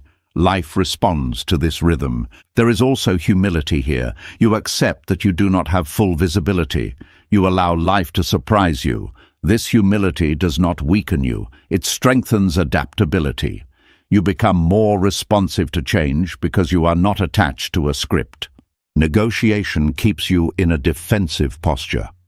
You are always protecting against disappointment. The quiet agreement allows vulnerability. You are open to outcomes without clinging to them. This openness creates connection, not just with others, but with life itself. Over time, you notice that things begin to unfold with less friction, not faster, but smoother. Obstacles still appear, but you do not personalize them. Delays still happen, but you do not interpret them as rejection. You work with what is present rather than resisting what is absent. Life responds to this by offering clearer signals, not dramatic signs, but subtle alignment. Conversations land at the right time. Opportunities appear without force. Decisions feel simpler. This is not magic. It is the result of reduced interference. When you stop negotiating outcomes, you also stop abandoning yourself when things do not go as planned. You remain intact. This self-trust is powerful. It allows you to stay flexible without losing direction. The quiet agreement teaches you that effort does not need to be aggressive. It can be steady, it can be patient, it can be responsive. This changes how sustainable your path becomes. There is also a moral clarity that emerges. When outcomes are no longer the primary measure, integrity becomes central. You care more about how you move through life than what you get from it. This creates coherence between values and behavior. Negotiation often leads to compromise of values in pursuit of results. The quiet agreement removes this temptation. You stop trading integrity for speed. This builds self-respect, which becomes a source of strength. As this agreement settles, you begin to feel less anxious about the future, not because you believe it will be easy, but because you trust your capacity to respond. This trust is grounded, not hopeful. Life responds differently because you are no longer trying to control it. You are participating in it. Participation creates feedback. Control creates resistance. The quiet agreement replaces resistance with responsiveness. Eventually, you realize that this agreement was always available. You simply had to stop negotiating to feel it. Life was never withholding. It was waiting for cooperation rather than control. And as this cooperation deepens, something important becomes clear. The long way does more than teach you patience or trust. It teaches you how to trust yourself without certainty. When the negotiation ends and cooperation begins, something stronger than hope starts to form. It is not confidence based on plans. It is not optimism tied to outcomes. It is a quieter realization that settles into the body before the mind catches up. You notice that even without answers, even without guarantees, you are still here, still functioning, still capable. This is where self-trust begins to solidify, not because life became predictable, but because you discovered you can stand inside unpredictability without falling apart. Self-trust does not come from certainty, it comes from survival. Not survival in the dramatic sense, but survival through long stretches of not knowing. Through unanswered questions, through delayed outcomes, through moments when clarity never arrived on schedule and you had to keep going anyway. Each time you stayed present without certainty, something internal strengthened. You did not just endure uncertainty, You learned how to live inside it. The long way creates self-trust because it removes the illusion that safety comes from control. For much of life, you are taught that planning equals security, that knowing what comes next keeps you safe, but prolonged uncertainty slowly dismantles this belief. You make plans that change, you prepare for outcomes that never arrive, you anticipate threats that never materialize, and yet you continue. Your nervous system learns something crucial. Uncertainty is uncomfortable, but it is not fatal. This lesson cannot be taught intellectually. It must be lived. The body must experience uncertainty and discover that it can regulate itself without constant reassurance. The mind must face unanswered questions and learn that it does not collapse when answers are missing. Over time, fear loses its authority. It still appears, but it no longer dictates behavior. Self-trust grows each time you make a decision without full information and survive the result. It grows when you adapt to change rather than resist it. It grows when you recover from disappointment and realize you are still intact. These experiences stack quietly. They do not announce themselves, but they create a foundation that does not depend on circumstances. The long way also teaches discernment. When certainty is unavailable, you learn to listen to subtler signals.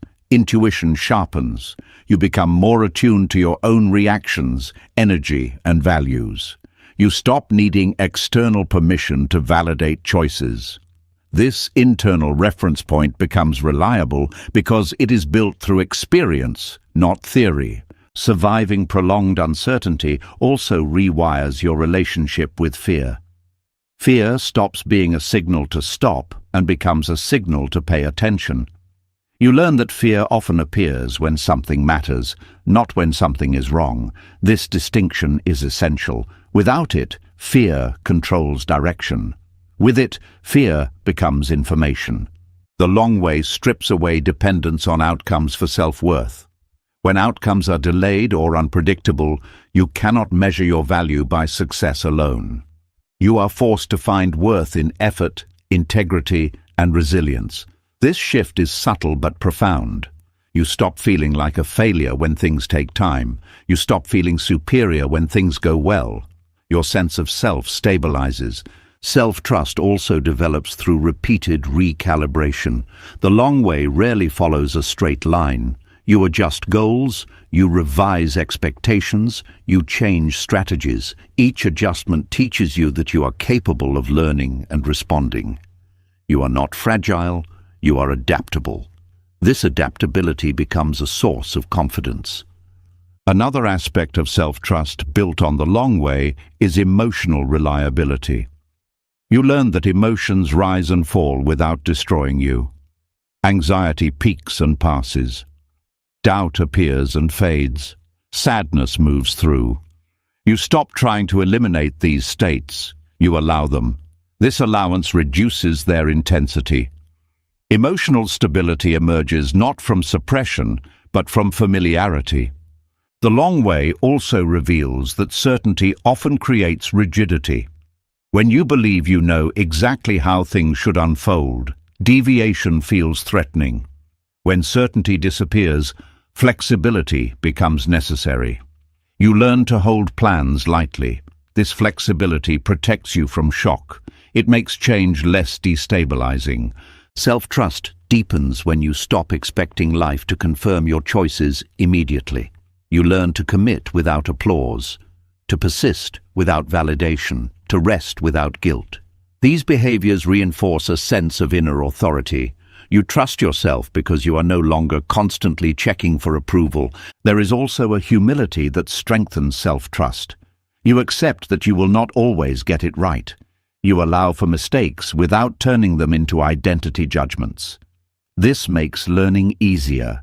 You do not fear being wrong. You trust your ability to correct course. The long way teaches you that safety is not the absence of risk. It is the presence of capacity. Capacity to respond, capacity to adapt, capacity to recover. When you know you have these capacities, uncertainty loses its threat. Self-trust also changes how you approach decisions. You stop waiting for perfect clarity. You move when alignment is sufficient. You accept that some decisions can only be understood after they are made. This reduces paralysis. Action becomes possible without guarantees. As self-trust grows, your relationship with time shifts again. You are less rushed, less pressured. You trust that you will recognize what matters when it arrives. You do not need to force timing. This patience is not passive, it is confident. The long way also dissolves the fear of being wrong about your life. You realize that there is no single correct path, only responsive ones. You trust that even missteps will contribute to understanding. This perspective reduces anxiety around choice. Surviving prolonged uncertainty also teaches self-compassion. You recognize the effort it takes to keep going without clarity. You treat yourself with more kindness. This kindness becomes a stabilizing force. Self-trust becomes unshakable when it is no longer dependent on mood, outcome, or approval. It is grounded in lived evidence. You have seen yourself navigate difficulty. You have seen yourself recover. You have seen yourself adapt. This evidence is stronger than belief. The long way also builds patience with others. When you understand your own non-linear growth, you become more tolerant of others' processes. This reduces conflict and comparison. Relationships feel safer. Eventually, you stop fearing uncertainty because it no longer threatens your sense of self. You trust that whatever arises, you will meet it. Not perfectly, but adequately. This trust creates calm without complacency. This is the gift of the long way. It teaches you that you are safe without certainty, that you do not need to know what comes next to be okay, that your presence, adaptability, and integrity are enough to carry you forward. And once this self-trust is established, life invites you into an even deeper exploration. It begins to reshape not just your confidence, but your emotional range and resilience across the entire journey. Once self-trust becomes steady, something unexpected happens. The path no longer feels like a single road. It begins to feel like a landscape. You realize that the long way was not just taking you somewhere, it was moving you through emotional terrain you could not have accessed any other way. Hills you had to climb, valleys you had to stay in longer than you wanted, wide open spaces where nothing seemed to happen. Each part reshaped you, not by teaching ideas, but by expanding what you are able to feel without breaking. The long path has an emotional geography, even if no one names it for you. Early on, the dominant emotion is urgency. You feel pressure to move, to decide, to prove. Everything feels time-sensitive. Your nervous system stays alert, scanning for signs that you are falling behind. This stage is loud inside. Thoughts race, emotions spike quickly. You swing between hope and frustration. Resilience here is shallow because emotions change faster than you can integrate them. Then comes the stretch where urgency no longer works. You push and nothing responds. Effort does not equal movement. This is where frustration deepens into disappointment. Not dramatic disappointment, but a quiet, heavy one. This stage teaches emotional endurance. You learn how to sit with feelings that do not resolve quickly. Sadness becomes slower. Anger loses its sharp edge. You begin to notice emotional texture instead of emotional explosions. As disappointment lingers, another emotional shift occurs. Grief appears, often without a clear object. You are not grieving one thing. You are grieving expectations, timelines, imagined futures. This grief is confusing because nothing specific ended. Yet something clearly did. Staying present through this grief expands emotional range. You learn that grief does not require catastrophe. It can accompany growth. Many people try to escape this emotional region. They distract themselves, numb out, or rush into new goals. But those who stay develop resilience that cannot be taught. They discover that emotions can move through them without defining them. Grief no longer feels like collapse. It feels like release. After grief, a surprising emotion emerges. Relief, not happiness. Relief. The relief of no longer forcing yourself into shapes that don't fit. The relief of no longer chasing versions of life that exhaust you. This relief is quiet. It creates space. Emotional bandwidth increases. You can feel more without being overwhelmed. Then comes boredom, which is often misunderstood. On the long path, boredom is not emptiness. It is the absence of adrenaline. When urgency fades and crisis resolves, the nervous system rests. Boredom tests your ability to stay present without stimulation. Those who endure this phase develop emotional patience. They learn that meaning does not require constant intensity. As boredom passes, curiosity returns. Not the anxious curiosity of what's next, but a softer one. You begin to explore without pressure. Emotional flexibility increases. You can hold multiple feelings at once without needing to resolve them. Joy becomes quieter but more stable. Sadness becomes less threatening. You no longer label emotions as good or bad. They are signals, not verdicts. Another region appears later on. Ambivalence. You can see multiple truths at once. You may feel gratitude and regret together, love and disappointment, confidence and humility. Earlier in life, this would have felt confusing. Now, it feels natural. Emotional complexity becomes a strength. You stop needing simple narratives. This emotional expansion changes how you respond to life. Setbacks no longer flatten you. Success no longer destabilizes you. Your emotional range is wider, but also calmer. You are not numb. You are regulated. Detours also reshape how you experience joy. Early joy was conditional. It depended on progress, approval, or outcomes. Later joy is quieter and less dramatic, but more reliable. It comes from alignment, presence, and self-respect. You can feel joy without something happening. Resilience develops across these emotional regions, not the kind that hardens you, but the kind that softens you without weakening you. You become more emotionally literate. You recognize what you are feeling without panic. You respond rather than react. The long path also increases compassion. Having traveled through disappointment, grief, boredom, and relief, you recognize these states in others. You stop rushing people through emotions you once wanted to escape. This deepens connection. Another emotional shift happens when trust stabilizes. Fear changes quality. It no longer feels like a warning that something is wrong. It feels like a companion during growth. You listen to it without obeying it. This transforms courage. Courage becomes the ability to feel fear without letting it decide. Detours also teach emotional boundaries.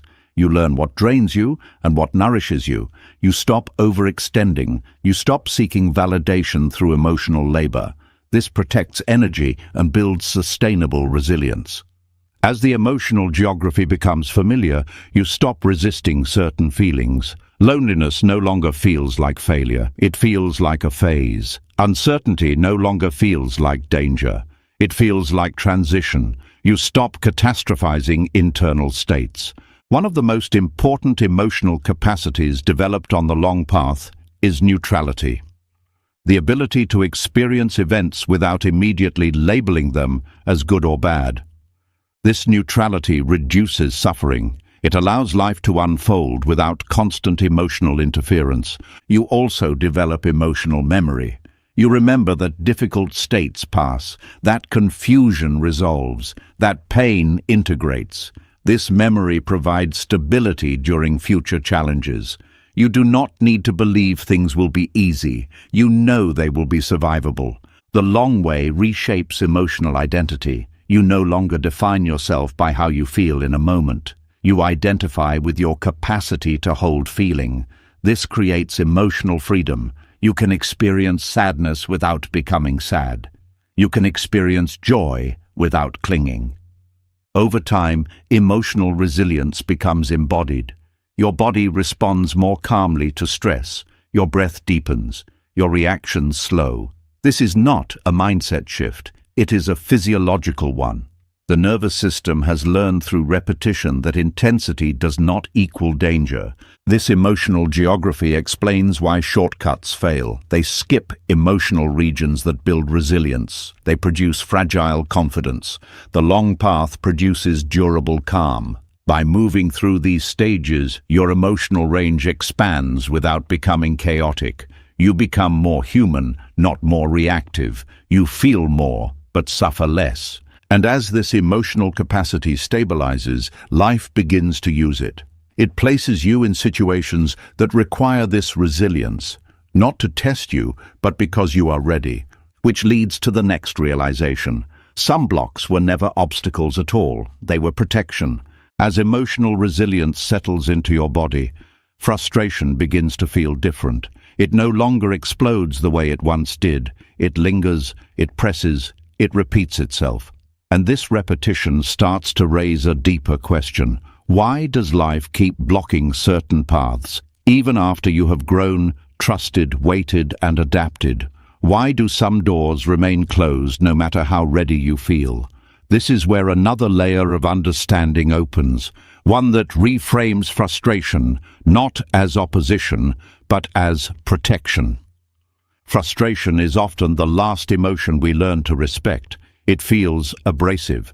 It interrupts momentum. It challenges confidence. But frustration is not random. It is directional. It appears when effort meets resistance for a reason that logic alone cannot explain. Life uses frustration the way the body uses pain, not to punish, but to signal danger before damage occurs. Many paths look appealing because they promise relief. Relief from uncertainty. Relief from waiting. Relief from feeling incomplete.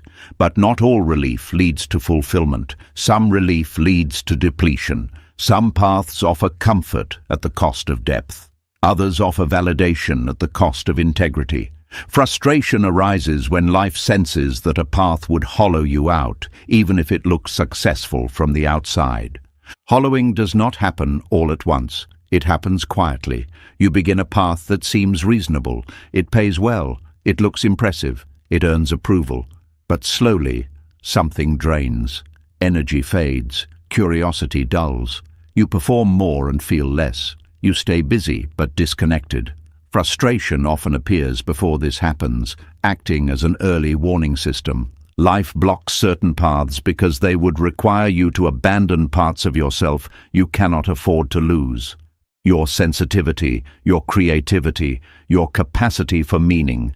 Some environments reward numbness, some reward compliance, some reward speed over depth. Frustration is life saying this will cost you more than you think. The mind often misreads frustration as a signal to push harder.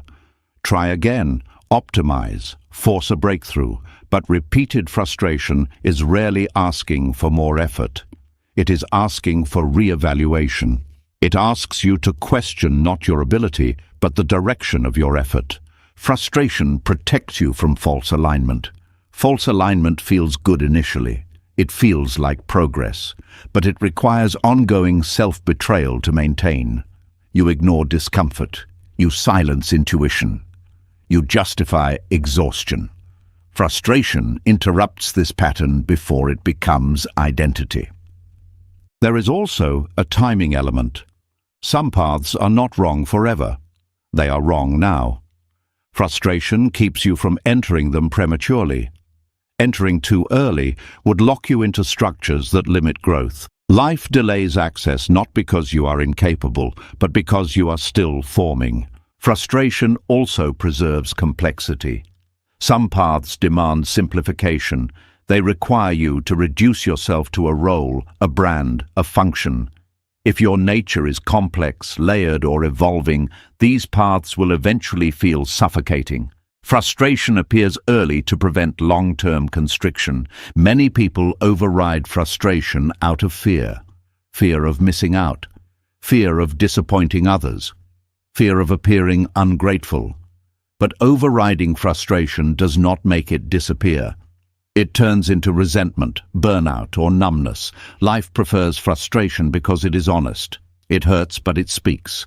There is a difference between challenge and hollowing. Challenge stretches you. Hollowing drains you. Challenge feels difficult but meaningful. Hollowing feels efficient but empty. Frustration helps you tell the difference when excitement clouds judgment. Frustration also protects relationships. Some paths isolate you emotionally, even if they connect you socially. They demand long hours, constant availability, or emotional detachment. Frustration arises when life senses that connection would erode. It keeps you from environments where intimacy cannot survive. Life also uses frustration to interrupt repetition. Humans tend to repeat familiar patterns even when they no longer serve us. We chase what once worked. Frustration breaks these loops. It forces you to confront the fact that past strategies are no longer aligned with present needs. Another function of frustration is to slow identity fusion. When a path resists you, it prevents you from tying your self-worth too tightly to an outcome. This protects you from collapse if that outcome later fails. Frustration creates space between who you are and what you pursue. Frustration also sharpens discernment. When everything feels available, choice becomes shallow. When some paths resist, you are forced to ask deeper questions. Why do I want this? What am I willing to sacrifice? What am I protecting? These questions refine values. Life protects you through frustration by refusing to cooperate with versions of you that are misaligned. It does not reward effort alone. It responds to congruence. When effort is aimed in the wrong direction, frustration increases. When effort aligns with growth, even difficulty feels different. There is also a nervous system component. Some paths would keep your body in chronic stress, high stimulation, constant urgency, perpetual evaluation. Frustration appears as a bodily response before burnout sets in. Tightness, resistance, fatigue, these signals are protective. Frustration teaches patience with truth. Immediate relief often bypasses honesty. Frustration forces you to stay long enough to see clearly. It removes the option of quick escape. This clarity saves years of misdirected effort. Not all blocks are permanent. Some dissolve when you change posture, when you stop forcing, when you listen instead of pushing, when you adjust direction slightly rather than doubling down. Frustration often lifts once alignment is restored. Life also uses frustration to build respect for your own limits. You learn what no longer works. You learn what drains you. This knowledge is invaluable. It prevents future self-betrayal. Over time, you begin to recognize frustration as a guide rather than an obstacle. You stop taking it personally. You stop seeing it as failure. You ask what it is protecting. This question changes your relationship with struggle. Some of the paths you are blocked from would have rewarded you externally while eroding you internally. Frustration saved you from that trade. It preserved your depth, your sensitivity, your ability to feel. Frustration also keeps you from mistaking productivity for purpose. Some paths keep you busy but disconnected. Frustration interrupts this illusion. It reminds you that activity without alignment leads to emptiness. As you respect frustration, trust deepens further. You realize life is not withholding out of spite. It is guiding through resistance. It is protecting what matters most, even when you cannot yet see it. Eventually, frustration becomes information. You learn to read it, to pause when it appears, to reflect rather than react. This skill prevents future hollowing, and as this understanding settles, another distinction becomes clear. Trusting life does not mean waiting passively. It means learning the difference between patience and resignation. When frustration reveals itself as protection, another confusion often follows. If life is blocking certain paths for a reason, then what are you supposed to do in the meantime? This is where many people slip into a quiet despair. They stop forcing, but they also stop engaging. They call it trust, but it feels numb. This is the moment where patience is misunderstood as passivity and waiting turns into self-abandonment. To move forward from here, the difference must become clear. Patience is not the absence of action, it is the absence of panic. Passive waiting, on the other hand, is disengagement disguised as acceptance. It looks calm on the surface, but underneath it carries resentment, fear, or exhaustion. True patience is alive. It is alert. It is responsive. It requires effort, just not the kind that tries to control outcomes. Passive waiting happens when you believe you are powerless. You stop choosing, you stop adjusting, you stop listening to yourself. You tell yourself that life will decide everything, so there is no point in participating. This posture slowly erodes self-respect. You begin to feel invisible in your own life. Patience feels very different internally. It is an active inner discipline. You remain involved without forcing. You keep showing up without demanding immediate results. You refine yourself while the situation ripens. This takes more strength than pushing, because it requires you to tolerate uncertainty without collapsing into apathy. One of the clearest signs of passive waiting is emotional stagnation. Nothing changes inside. You repeat the same thoughts. You replay the same frustrations. Time passes, but integration does not happen. Patience, by contrast, is dynamic. Even when nothing changes externally, something is always shifting internally. Awareness deepens, reactions soften, insight accumulates.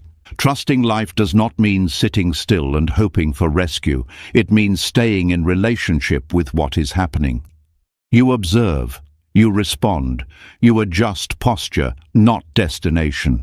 You ask better questions instead of forcing answers. Patience requires presence. Passive waiting avoids presence by drifting into distraction or resignation. When you are patient, you are paying attention. You notice what drains you. You notice what energizes you. You notice subtle shifts in direction.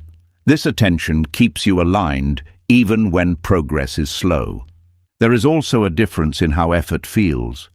Passive waiting drains energy because it is filled with suppressed desire. You want things to change, but you do not engage with that desire honestly. Patience channels desire into preparation. You use the time to build capacity, clarity, and resilience. Patience respects timing without idolizing it.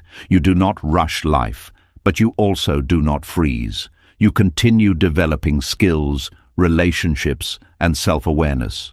You prepare the ground so that when opportunity appears, you are ready to step into it without scrambling. Passive waiting often comes from burnout. After too much forcing, the system shuts down. Rest is needed, but rest without re-engagement turns into stagnation. Patience includes rest, but it also includes intention. You rest to restore, not to disappear. Trusting life as an active discipline means staying honest with yourself. You admit what you want. You acknowledge frustration. You do not pretend to be detached. You simply refuse to let desire turn into desperation. This honesty keeps you connected to your inner direction. Patience also involves discernment. You do not chase every opening. You evaluate. You feel into alignment. You say no more often. Passive waiting says no to everything. Patience says no selectively so that yes remains meaningful. There is also courage involved. Patience requires you to remain visible in your own life without guarantees. You keep expressing yourself. You keep participating. Passive waiting hides behind time, hoping life will move first. One of the hardest parts of patience is tolerating ambiguity while still acting with integrity. You do not know how things will turn out, but you still choose how you show up. You treat people well. You honor commitments. You care for your body and mind. These actions are not dependent on outcome. Passive waiting disconnects behavior from values. You tell yourself values will matter later, once things are clearer. Patience makes values the anchor when clarity is missing. Patience also changes how you experience setbacks. When something does not move, you do not interpret it as confirmation that nothing ever will. You look for feedback. You adjust approach. You learn. Passive waiting interprets stillness as final. There is a quiet confidence in patience.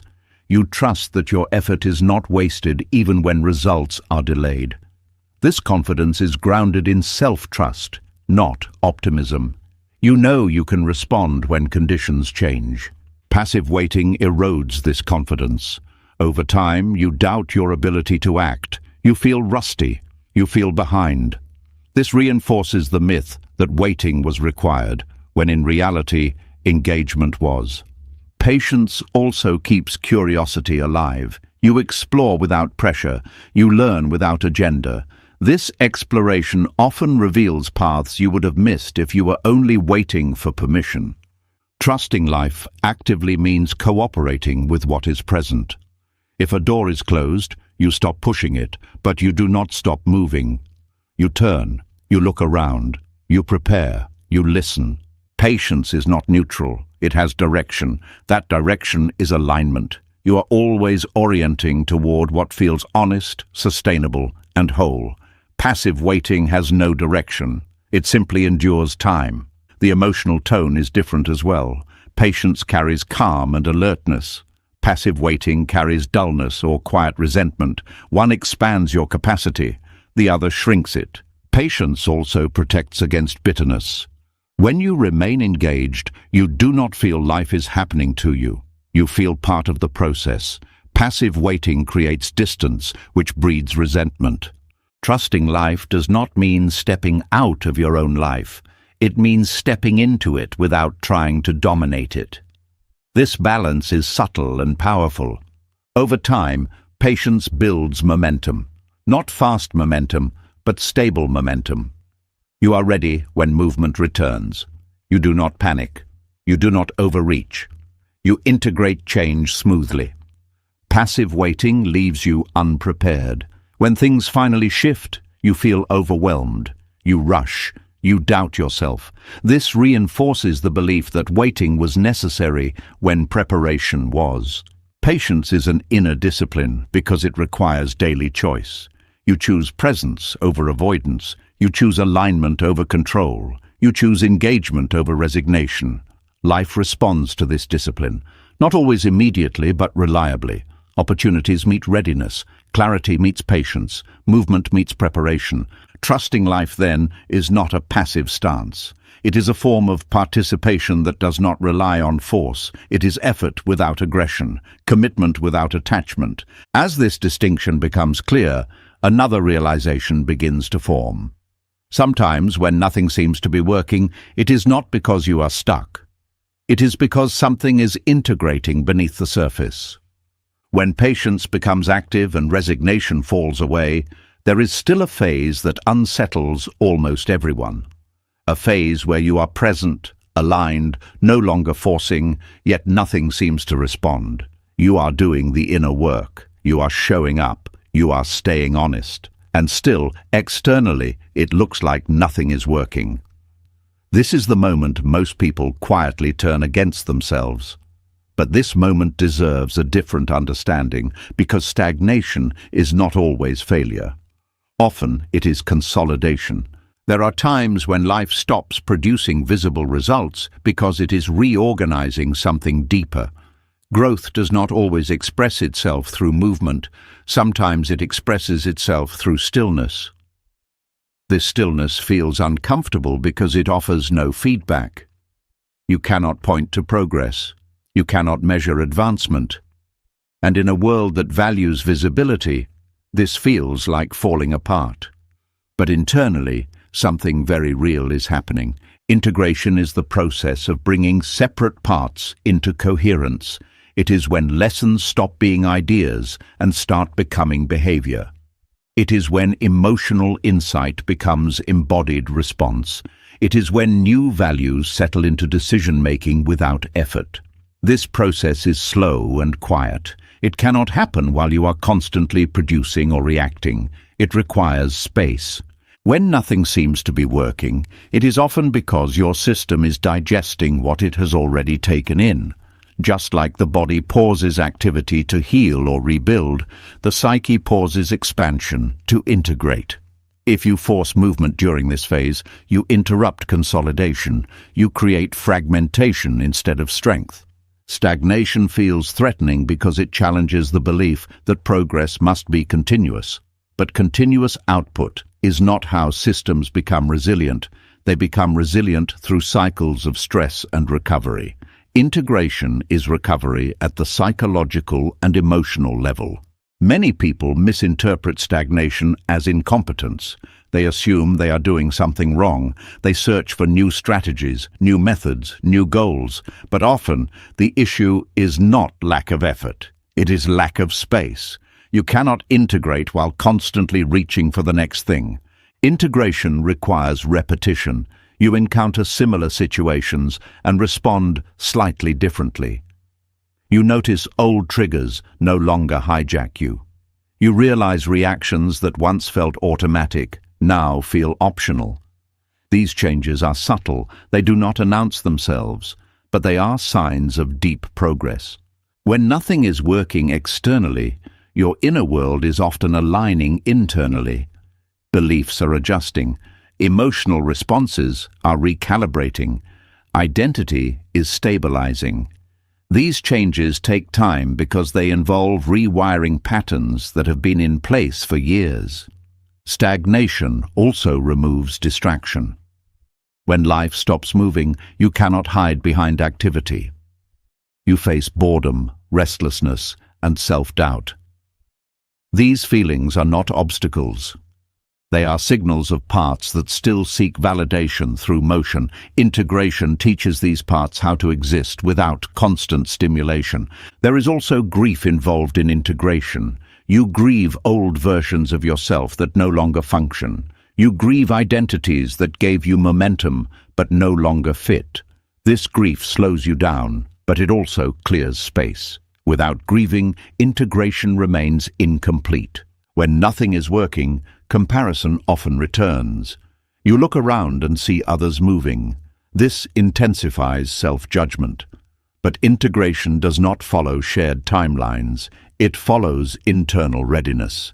Comparing during this phase only creates pressure that disrupts the process. Integration also builds trust in subtlety. You learn to notice small shifts instead of dramatic change, increased calm, better boundaries, quicker recovery after disappointment. These are signs that internal systems are reorganizing. Stagnation can feel empty because old motivations have dissolved and new ones have not yet formed. This gap is uncomfortable, but it is necessary. If new motivation arrived too quickly, it would simply repeat old patterns with new language. When nothing seems to be working, life is often teaching you how to exist without striving. This does not mean losing ambition. It means decoupling worth from output. You learn that you are allowed to exist without producing visible results. This lesson is essential for long-term fulfillment. Integration also refines intention. You stop chasing vague goals. You become more precise about what you want and why. This precision prevents future misalignment. There is a nervous system component here as well. Constant effort keeps the system in a heightened state.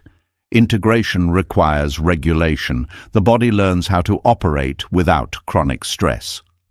This recalibration improves focus, creativity, and emotional balance. Many breakthroughs fail because integration was skipped. People change circumstances without changing internal structure. This leads to repetition. Integration ensures that when movement resumes, it is sustainable. Stagnation also teaches restraint. You learn not to act on every impulse. You learn to let things develop. This restraint is not suppression, it is discernment. When nothing is working, patience deepens, not as tolerance but as confidence. You trust that movement will return when consolidation is complete. This trust is grounded in experience, not belief. Integration also strengthens identity. You stop defining yourself by roles or achievements. You become more stable internally. This stability supports future growth. The fear during stagnation is that you will be left behind. But integration often propels you forward later in ways that would not have been possible without this pause. The growth is not delayed. It is redirected. There is also a simplification that occurs. You let go of unnecessary complexity, you reduce noise, you clarify priorities. This simplification makes future decisions easier. Stagnation teaches you how to stay present without reward. This builds integrity. You are no longer performing for outcomes. You are living according to values. When nothing is working, it is often because life is making sure that what works next does not break you. It is ensuring that strength matches opportunity. Integration is invisible, but it is not passive. It is active reorganization. It is the quiet work that makes visible success possible. As this consolidation completes, you begin to feel ready in a way that does not rely on excitement. Readiness feels calm, grounded, unforced, and when movement returns, it does not feel like rescue, it feels like continuation. This understanding prepares you for the next realization. Fast success often collapses, not because it is undeserved, but because the system cannot hold it. When integration completes and movement begins to return, there is often an unexpected reaction. Instead of pure excitement, there is hesitation. Instead of celebration, there is caution. This surprises many people. After everything you endured, shouldn't joy come easily? But this moment reveals something essential. Joy, like pressure, has weight, and not everyone knows how to carry it. The long way does not only prepare you for hardship, it prepares you for joy. This is something rarely discussed, yet deeply important. Fast success often collapses not because it is undeserved, but because the nervous system is unprepared to hold what arrives. Pleasure, freedom, love, and opportunity all require capacity. Without that capacity, joy becomes overwhelming rather than nourishing. Early in life, joy is often tied to relief. You feel happy when pain stops, when effort finally pays off, when tension releases. This kind of joy is sharp and short-lived. It spikes and fades. It depends on contrast. When success comes quickly, joy surges, but the system has not learned how to regulate it. The excitement becomes anxiety, the freedom becomes fear. The gain becomes something you feel you might lose. The long way teaches regulation. Through delay, frustration, and uncertainty, your nervous system learns how to stay balanced without constant reward. This balance is what allows joy to land softly instead of crashing through you.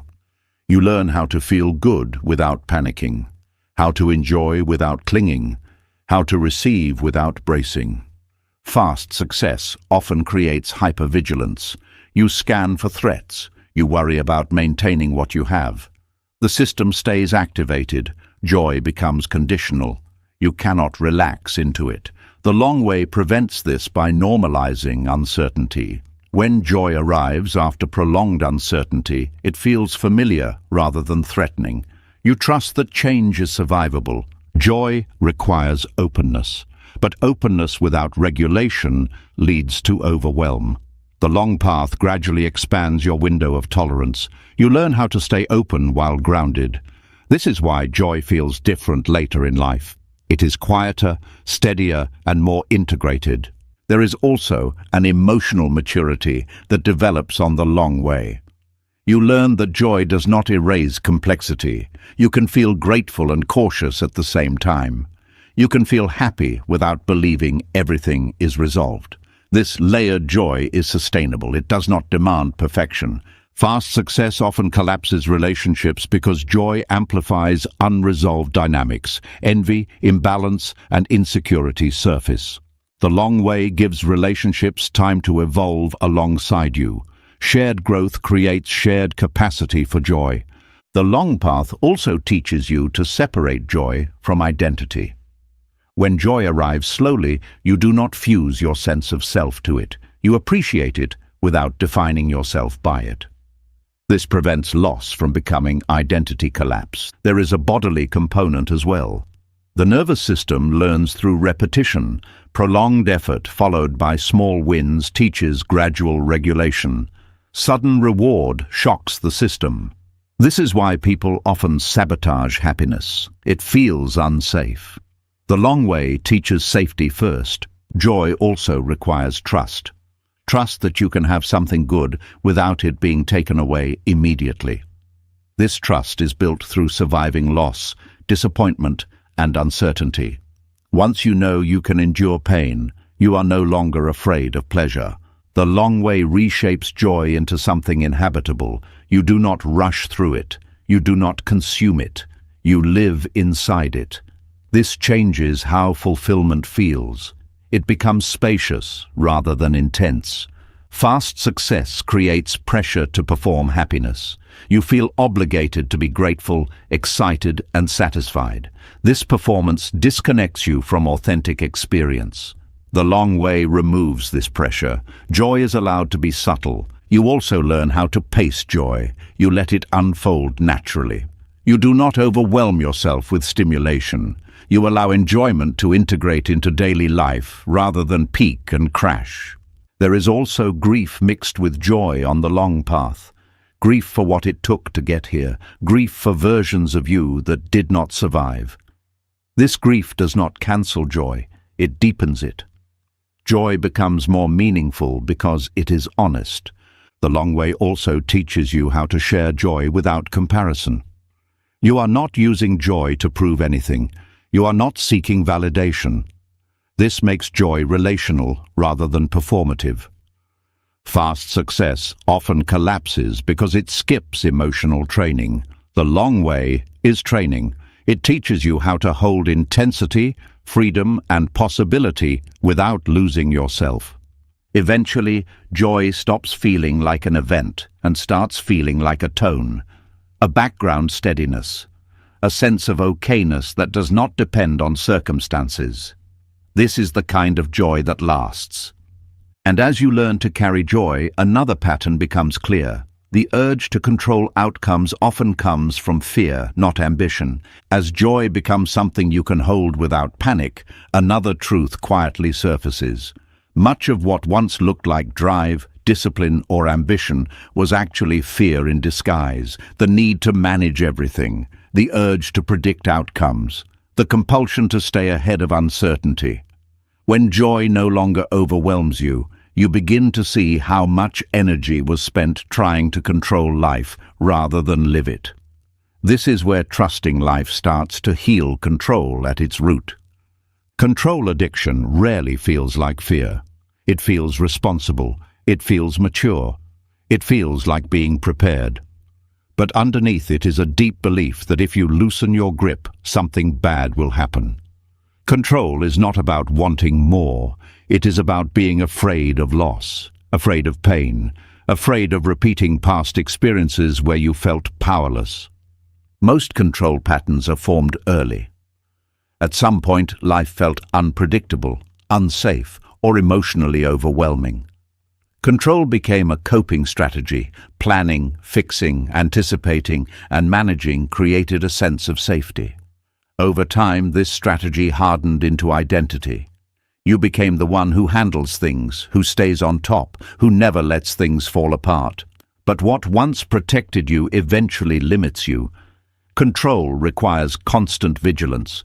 The nervous system never fully rests. You are always scanning for what might go wrong. Even in good moments, part of you stays braced. Joy cannot fully land because it feels temporary. Trust feels naive. Relaxation feels dangerous. Trusting life begins to heal this because it introduces a different source of safety. Instead of safety coming from prediction, it comes from capacity. You learn that you can respond to what happens rather than prevent everything from happening. This is a profound shift. It moves safety from the future into the present. Control addiction thrives on the belief that outcomes define survival. If this works, I'm safe.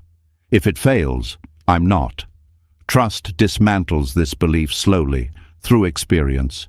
You live through outcomes you tried to avoid. You adapt. You recover. You realize that survival was never as fragile as you thought. The long way plays a crucial role here. Prolonged uncertainty repeatedly exposes the limits of control. You plan and plans change. You prepare and life redirects. Over time, forcing stops working. Not because you are weak, but because life is more complex than any strategy. This repeated exposure softens control's grip. Control addiction also distorts motivation. You tell yourself you are pushing because you want success, but often you are pushing because stillness brings anxiety. Trusting life allows stillness without collapse. This reveals which actions come from fear and which come from alignment. When fear-driven control loosens, ambition changes shape. It becomes less aggressive and more intentional. You still care, you still strive, but you are no longer fighting reality. You move with conditions rather than against them. This makes effort more efficient, not less. There is also an emotional healing that occurs. Control often suppresses vulnerability. You do not allow yourself to feel fear, sadness, or uncertainty fully because you believe feeling them will impair function. Trust allows these emotions to exist without immediate correction. This reduces their intensity. What is allowed passes more easily than what is managed. Control addiction also creates rigidity in identity. You believe you must be a certain way to be safe. Trust allows identity to soften. You can be unsure. You can change your mind. You can rest. This flexibility reduces internal pressure. Trusting life also heals control by changing your relationship with mistakes. When control dominates, mistakes feel catastrophic. They threaten self-worth. With trust, mistakes become information. You adjust without self-punishment. This encourages learning rather than perfectionism. There is a nervous system shift that happens here. Chronic control keeps the system in a heightened state. Trust introduces regulation. Breath deepens, muscles soften, thoughts slow. This is not mental. It is physiological. The body learns that it does not need to be on guard constantly. As regulation increases, you become more responsive and less reactive. You notice urges to control without acting on them immediately. This pause is powerful. It creates choice. You can ask, is this action coming from fear or from alignment? Trusting life also reduces the need to micromanage others. Control addiction often extends outward. You manage people, conversations, and outcomes. Trust allows others to be themselves. This improves relationships. It reduces conflict and resentment. Control addiction often masks a fear of disappointment. You try to control outcomes to avoid being let down. Trust teaches you how to experience disappointment without collapse. Once disappointment is survivable, control loses urgency. There is also grief involved in healing control. You grieve the years spent bracing. You grieve the energy lost to worry. This grief is not self-blame. It is recognition. It allows compassion for the part of you that learned control to survive. Trusting life does not mean abandoning responsibility. It means redefining it. Responsibility shifts from managing outcomes to managing response. You are responsible for how you show up, not for how everything turns out. This distinction is liberating. It reduces burnout. You stop carrying weight that was never yours. You stop confusing influence with control. As trust deepens, control urges still appear, but they are quieter. You recognize them as signals of fear rather than commands. You meet fear with reassurance instead of strategy. This is healing. Trust also increases creativity. Control limits possibility. It sticks to known paths. Trust opens exploration. You are willing to try, adjust, and learn. This leads to innovation and growth. The long way ensures this healing is stable. It does not happen through insight alone. It happens through repeated, lived experience of letting go and surviving. Each time you loosen control and nothing collapses, trust strengthens. Eventually, control no longer feels necessary, not because life is safe, but because you are capable.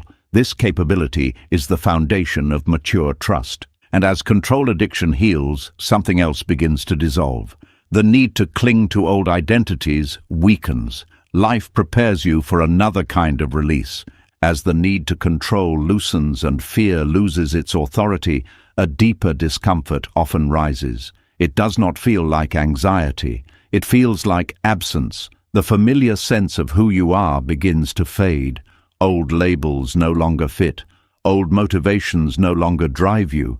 You still function, but something essential feels missing. This is the moment many people panic and try to rebuild themselves too quickly. But this moment is not loss. It is transition. It is the beginning of identity death. Identity death sounds dramatic, but it rarely looks dramatic from the outside. It looks like confusion without urgency, like detachment from things that once defined you, like losing interest in roles you once fought to protect. This is unsettling because identity has always been your anchor. It told you how to behave, what to pursue, what mattered. When it dissolves, it feels like floating without gravity. But identity does not dissolve randomly. It dissolves because it can no longer function in the life you are growing into. Who you were was shaped by past conditions, past fears, past limitations, past environments. That identity helped you survive, navigate, and belong. But survival-based identities often cannot support expansion. They are built to protect, not to express. The long path requires an identity that can hold complexity, responsibility, intimacy, and freedom. Old identities often cannot do this. They rely on control, validation, or certainty. They function well in constrained environments but collapse in open ones. Identity death clears space for something more adaptable to emerge. This process feels threatening because the mind equates identity with existence. If I am not this, then who am I? The fear is not of change, but of disappearance. But identity death is not erasure, it is reorganization. The core remains, the structure changes. Identity death often begins when your old identity stops producing meaning. You achieve what it wanted and feel empty, or you fail and realize it cannot carry you through loss. Either way, its limitations become visible. The discomfort that follows is not failure, it is exposure. Many people try to skip identity death by upgrading their identity instead of releasing it. They add new labels, new goals, new personas, but this keeps the old structure intact. It delays the inevitable. The long path does not allow this. It removes reinforcement until release becomes unavoidable. Identity death is slow because it involves disentangling self-worth from roles. You stop being the achiever, the fixer, the caretaker, the rebel, the responsible one. Each role carried emotional rewards. Letting go means facing the fear that without these roles, you will not be valued. This fear is rooted in early conditioning. At some point you learned that being a certain way earned safety or love. That lesson became identity. Identity death revisits that lesson and updates it. You learn that existence does not depend on performance. During identity death, motivation often disappears. This is frightening. You are used to being driven. Suddenly, effort feels hollow. This is not laziness. It is misalignment. The old fuel no longer works. New fuel has not arrived yet. This phase requires patience because the new identity cannot be forced. It emerges organically from integration, from lived experience, from values that settle through reflection rather than ambition. Identity death also affects relationships. People who knew you through your old roles may struggle to relate to you. Some distance naturally forms. This can feel lonely, but it is not abandonment. It is realignment. Relationships that depend on outdated versions cannot grow with you. There is also grief involved. You grieve who you thought you would be. You grieve the effort you invested. You grieve the certainty you once had. This grief is necessary. Without it, the old identity lingers as nostalgia, pulling you backward. Identity death creates a period of neutrality. You are not who you were. You are not yet who you will be. This neutrality feels empty, but it is fertile. It allows experimentation without commitment. You explore interests without labeling them. You act without defining yourself by the action. This stage teaches humility. You no longer know exactly who you are. You listen more, you observe more, you become curious rather than certain. This humility prevents premature crystallization of a new identity that would be just as limiting. The long path ensures identity death is complete rather than partial. Partial identity death creates conflict. You cling to some aspects while trying to change others. Complete identity death allows coherence. The new identity functions as a whole rather than a patchwork. Identity death also liberates energy. Maintaining an outdated identity requires effort. You justify choices. You defend roles. You manage perception. When that identity dissolves, this effort stops. Energy becomes available for presence and creativity. There is fear in this freedom at first. Without identity, you cannot predict yourself. But this unpredictability is not chaos. It is openness. It allows you to respond authentically rather than habitually. The new identity that emerges is quieter. It does not announce itself. It does not rely on contrast. It is not built against something. It is built from alignment. It feels less dramatic, but more stable. This new identity can function in uncertainty because it is not dependent on external validation. It can adapt because it is not rigid. It can rest because it does not confuse worth with productivity. Identity death also deepens compassion. You recognize how much of behavior is shaped by identity protection. You become less judgmental of others who cling to roles. You see fear beneath performance. The long path requires this identity shift because the destination demands integrity rather than image, depth rather than speed, presence rather than control. Old identities cannot sustain these demands. Eventually, you notice that decisions feel simpler, not because there are fewer options, but because you know what no longer fits. The new identity is defined as much by what it refuses as by what it chooses. Identity death also restores authenticity. You stop acting from scripts. You respond from awareness. This authenticity feels calm. You are not trying to be someone. You are allowing yourself to be shaped. There is relief in this. You no longer need to prove continuity. You are allowed to change. You are allowed to evolve. This permission creates lightness. The long path makes identity death unavoidable because it values coherence over comfort. It does not let you carry identities that cannot survive the life ahead. This is not cruelty, it is precision. Once identity death completes, you are not empty. You are grounded. You are not defined by past roles. You are oriented by present values. And with this new orientation, life introduces another kind of test. It begins to remove options, not to limit you, but to deepen faith in what cannot yet be seen. When identity loosens and the old self no longer pulls you backward, life does something that feels both clarifying and terrifying. Possibilities begin to disappear. Doors you once considered stay firmly closed. Backup plans fall away, choices narrow. This is often the moment people feel trapped or punished. But this narrowing is not abandonment, it is instruction. It is life teaching you how to commit without certainty, how to walk forward without visible safety nets. Having many options feels empowering. It creates the illusion of freedom. You can pivot. You can escape discomfort.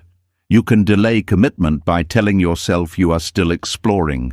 But too many options also keep you unrooted. You never have to go all in. You never have to risk disappointment fully. You never have to trust something you cannot yet see. Life knows this.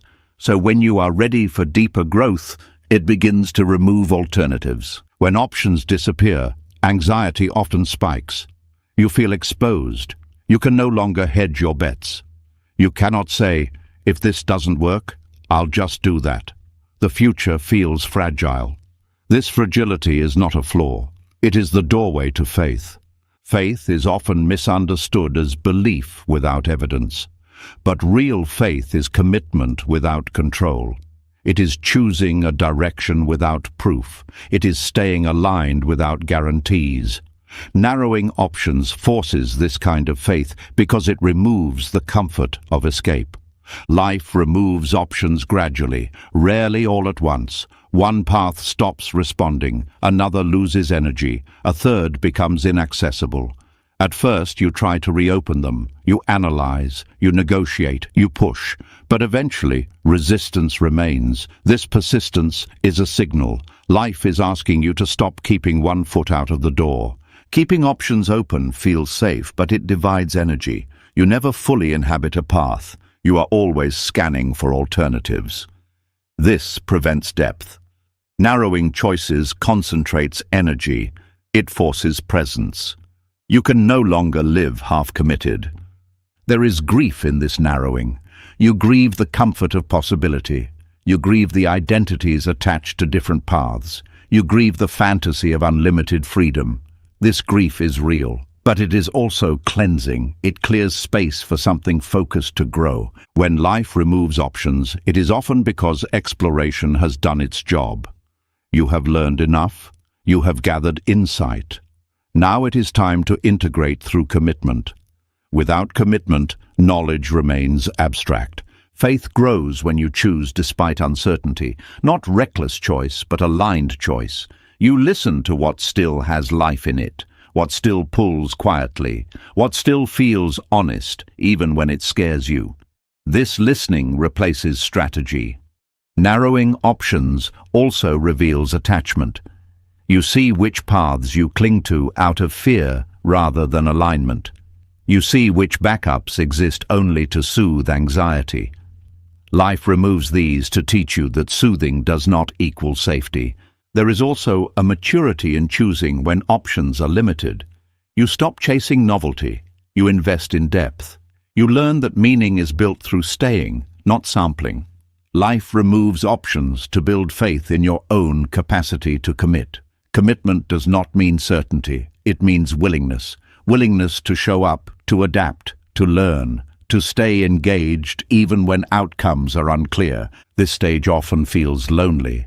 Fewer options mean fewer people walking alongside you. Some relationships were tied to alternative paths. As those paths close, distance appears. This loneliness is not punishment. It is simplification. It reduces noise.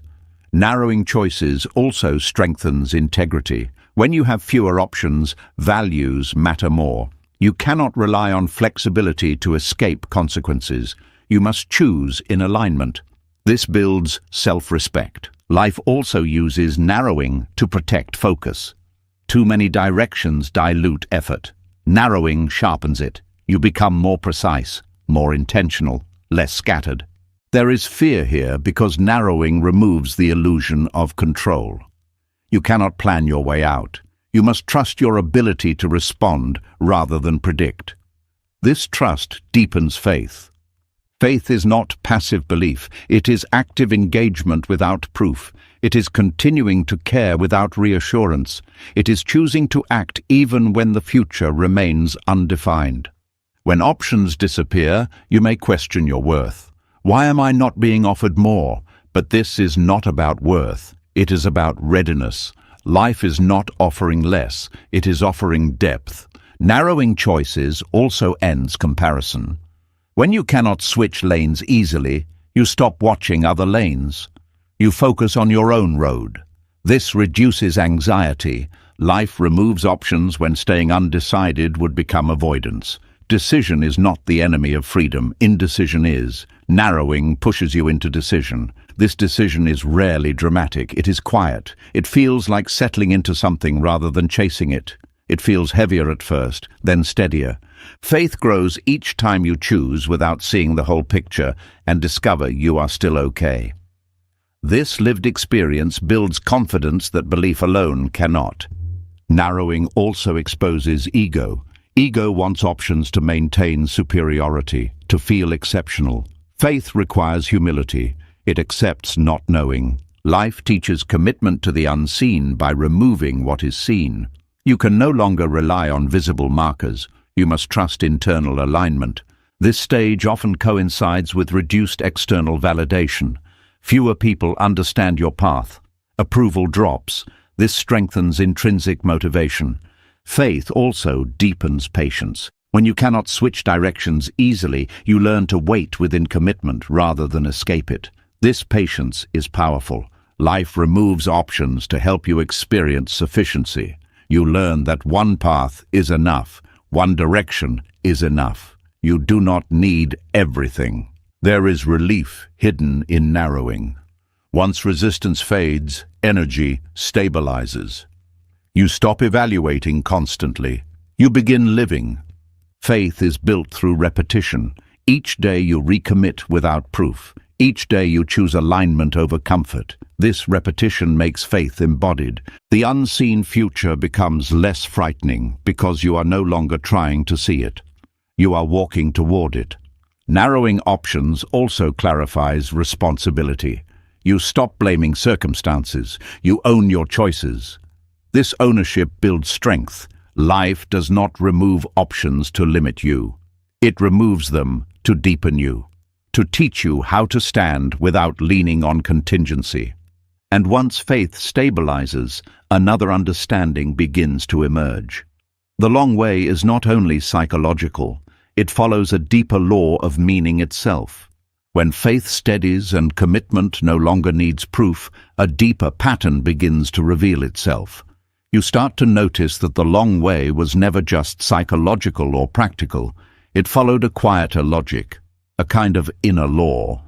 The longer something takes, the more it seems to matter. The more effort it requires, the more it reshapes you. The more emotionally exposed you are, the deeper the meaning settles. This is not coincidence. This is how meaning is formed.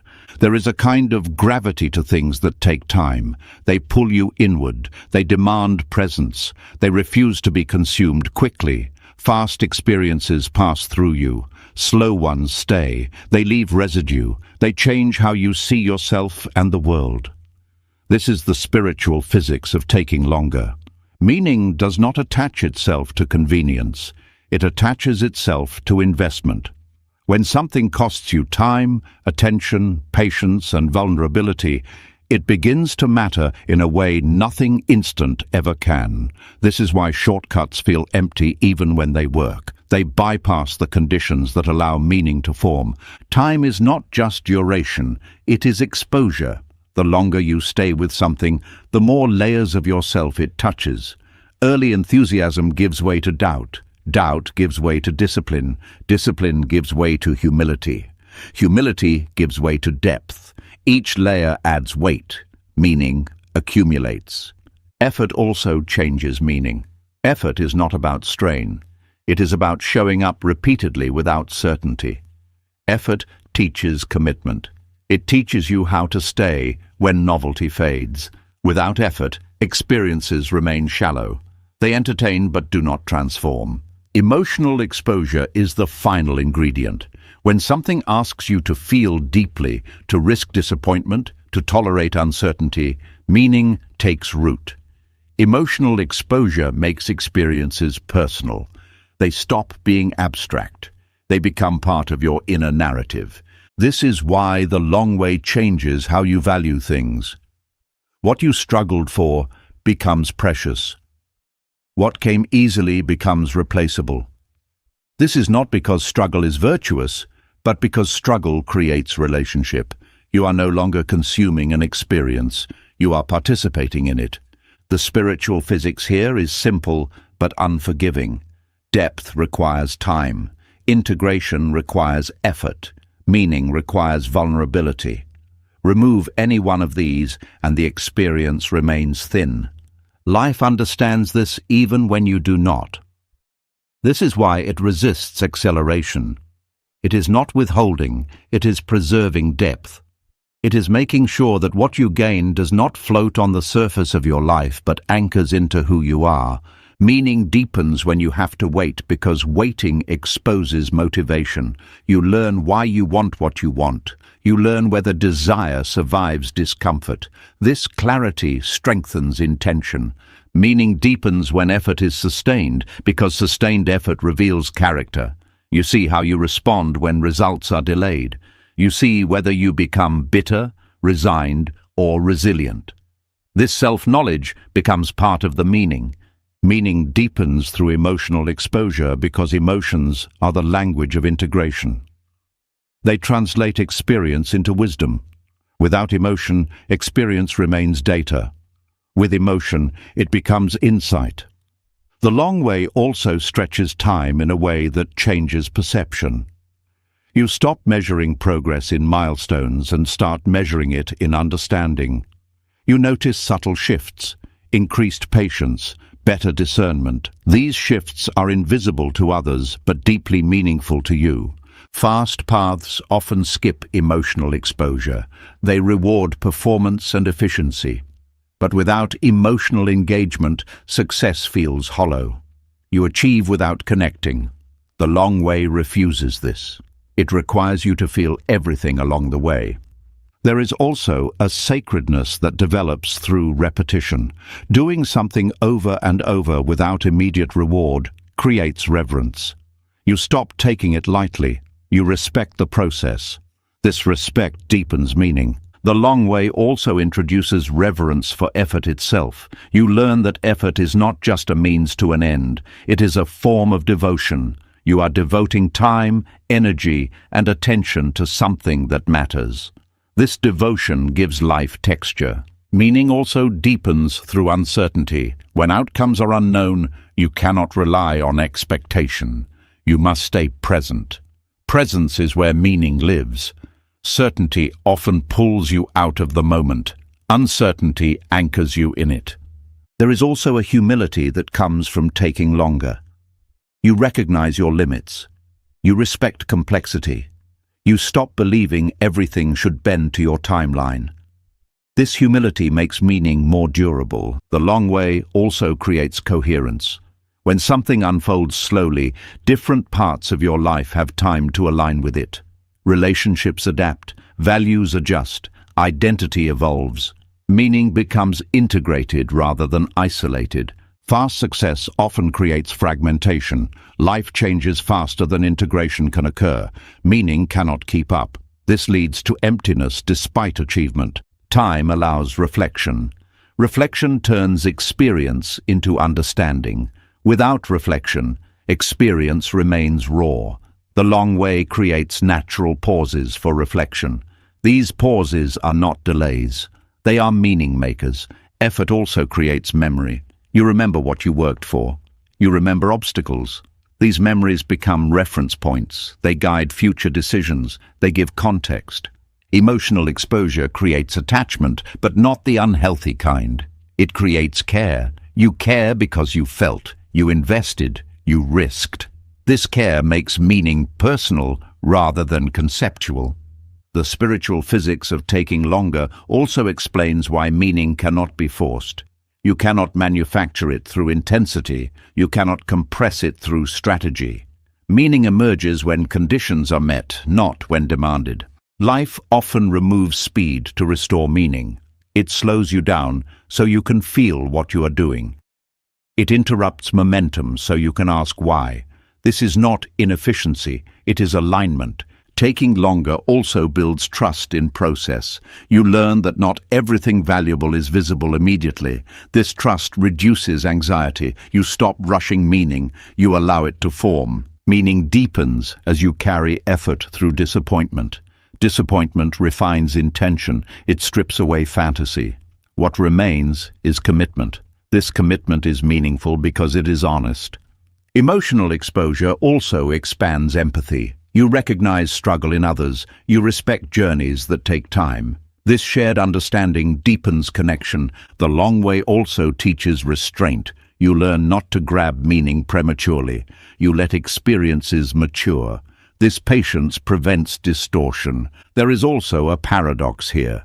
The longer something takes, the less you obsess over outcome. You become absorbed in the process. Meaning shifts from destination to participation. Fast paths often collapse because they demand meaning without investment. They expect fulfillment without vulnerability. This is not how meaning works. The spiritual physics of the long way is not moral, it is structural. It describes how inner systems integrate experience. Ignore it and emptiness follows. Work with it and depth emerges. As meaning deepens, it becomes less dependent on explanation. You feel it. You carry it. You do not need to justify it. This quiet confidence is the mark of true meaning. Time, effort, and emotional exposure are not obstacles to fulfillment. They are the ingredients. Remove them, and life feels thin. Embrace them, and life feels weighted with significance. The long way is not slow because you are behind. It is slow because meaning is forming. And once this meaning settles, it changes how you respond to the world. You stop being impressed by speed. You stop chasing shortcuts. You recognize depth when you see it, and as this recognition stabilizes, another shift occurs. You become less impressed by appearances and more grounded in what lasts. As meaning settles into your life and no longer needs explanation, something else quietly changes. You stop being moved so easily. Things that once dazzled you now feel loud. Promises that once excited you now feel thin. You notice a calm distance growing between you and the need to be impressed. This is not indifference, it is discernment, and it is one of the most natural outcomes of taking the long way. Being impressible is not a flaw. Early in life, it is a survival tool. You look outward to understand what matters. You pay attention to status, success, confidence, charisma. These signals help you orient yourself in a complex world. But as the long path reshapes you, these external signals lose their authority. You no longer need them to tell you who you are or where you are going. Extended journeys strip away the hunger for validation because validation thrives on speed. It thrives on comparison. It thrives on visibility. The long way removes all three. Progress becomes slow, comparison becomes irrelevant, visibility fades. Without these conditions, validation loses its power. There is nothing to feed it. At first, this feels uncomfortable. You may notice a strange emptiness when praise no longer satisfies you. Compliments land, but they do not lift you. Criticism arrives, but it does not crush you. This neutrality can feel confusing because you are used to emotional spikes, but this is not numbness, it is regulation. The need for approval is rooted in uncertainty about self-worth. When you do not yet trust your own sense of value, you look to others for confirmation. The long way removes opportunities for constant confirmation. You must continue without applause. Over time, you learn that your worth does not fluctuate with reaction. This lesson cannot be taught. It must be lived. Extended journeys also reveal how fragile external validation is. Praise comes and goes. Attention shifts. Trends change. If your sense of self depends on these things, you are constantly destabilized. The long way forces you to build something more stable. Internal coherence replaces external approval. As you spend more time walking without recognition, you begin to notice what truly satisfies you. Alignment feels better than applause. Integrity feels better than admiration. Presence feels better than performance. These realizations change your motivation. You no longer do things to be seen. You do them because they are honest. This shift makes you less reactive to other people's opinions. You listen without absorbing. You consider without internalizing. You can take feedback without losing yourself. This is not defensiveness, it is grounding. Extended journeys also expose the performative nature of much of what is celebrated. Confidence without depth, success without fulfillment, certainty without wisdom.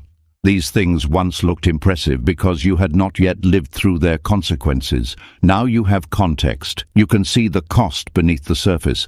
Being less impressible does not mean becoming cynical. Cynicism dismisses everything. Discernment distinguishes. You can still admire skill, dedication, and creativity, but you are no longer seduced by image alone. Substance matters. The long way also strips away the urge to prove yourself. Proof is only necessary when something feels uncertain internally. As self-trust grows, proof becomes unnecessary. You know who you are becoming. You do not need witnesses. This changes how you show up socially. You speak less, but with more intention. You listen more. You are not trying to impress or be impressed. Conversations become more real. Relationships deepen because they are no longer transactional. Extended journeys also reduce comparison. When you stop chasing approval, you stop measuring yourself against others. Their success no longer threatens you. Their failure no longer comforts you. You are not using others as mirrors. You are grounded in your own path. The need for validation also fades because you have survived without it. You know you can continue even when no one notices. This knowledge is freeing. It gives you permission to move at your own pace. Being less impressible also changes how you consume information. You are less drawn to grand promises, dramatic claims, and exaggerated certainty. You value nuance. You appreciate honesty about complexity. This protects you from manipulation. Extended journeys teach you that loudness is often compensation. Those who are secure rarely need to announce it. Those who are aligned rarely need to convince. This understanding makes you quieter, not smaller. You also become less impressed by speed.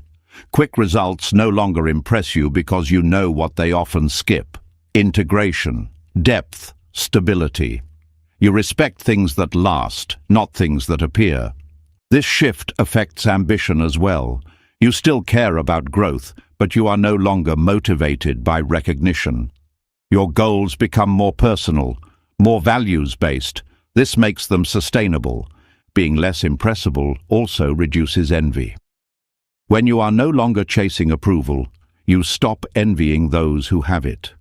You recognize that visibility often comes with costs you are not willing to pay. This clarity brings peace. Extended journeys also change your relationship with authority. You respect experience, not titles. Wisdom, not confidence. You are less likely to defer blindly. You think critically without becoming dismissive. The long way removes the urgency to be right. Being right is often a way to feel superior or safe. When you no longer need validation, you can hold uncertainty without defensiveness. You can change your mind without shame. This makes you more open, more curious, less reactive. You do not need to win conversations. You value understanding over dominance. Being less impressible also protects you emotionally. You are less affected by social comparison, trends, and external pressure. This stability supports mental health. You are not constantly adjusting your self-image based on feedback. Extended journeys teach you how little approval actually changes your life. It feels good momentarily, but it does not create meaning. Living aligned does. This realization shifts priorities. You may notice that you no longer feel drawn to environments that thrive on validation, competitive spaces, performative cultures. You prefer places where depth is valued, where growth is quiet. This preference may reduce your social circle, but it increases its quality. Relationships become less about status and more about substance. Being less impressible also makes you harder to manipulate. Marketing, persuasion, and pressure lose their effectiveness.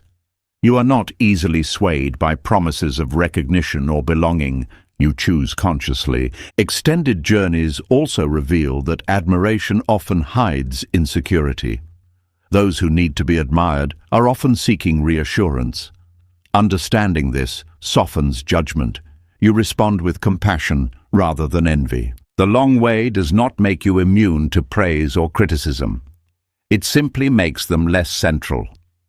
They become information, not identity. This shift is one of the quiet gifts of the long path. You are no longer living for an audience. You are living in relationship with your values. As the need for validation fades and external approval loses its grip, another quiet challenge appears. The excitement that once carried you forward begins to thin out.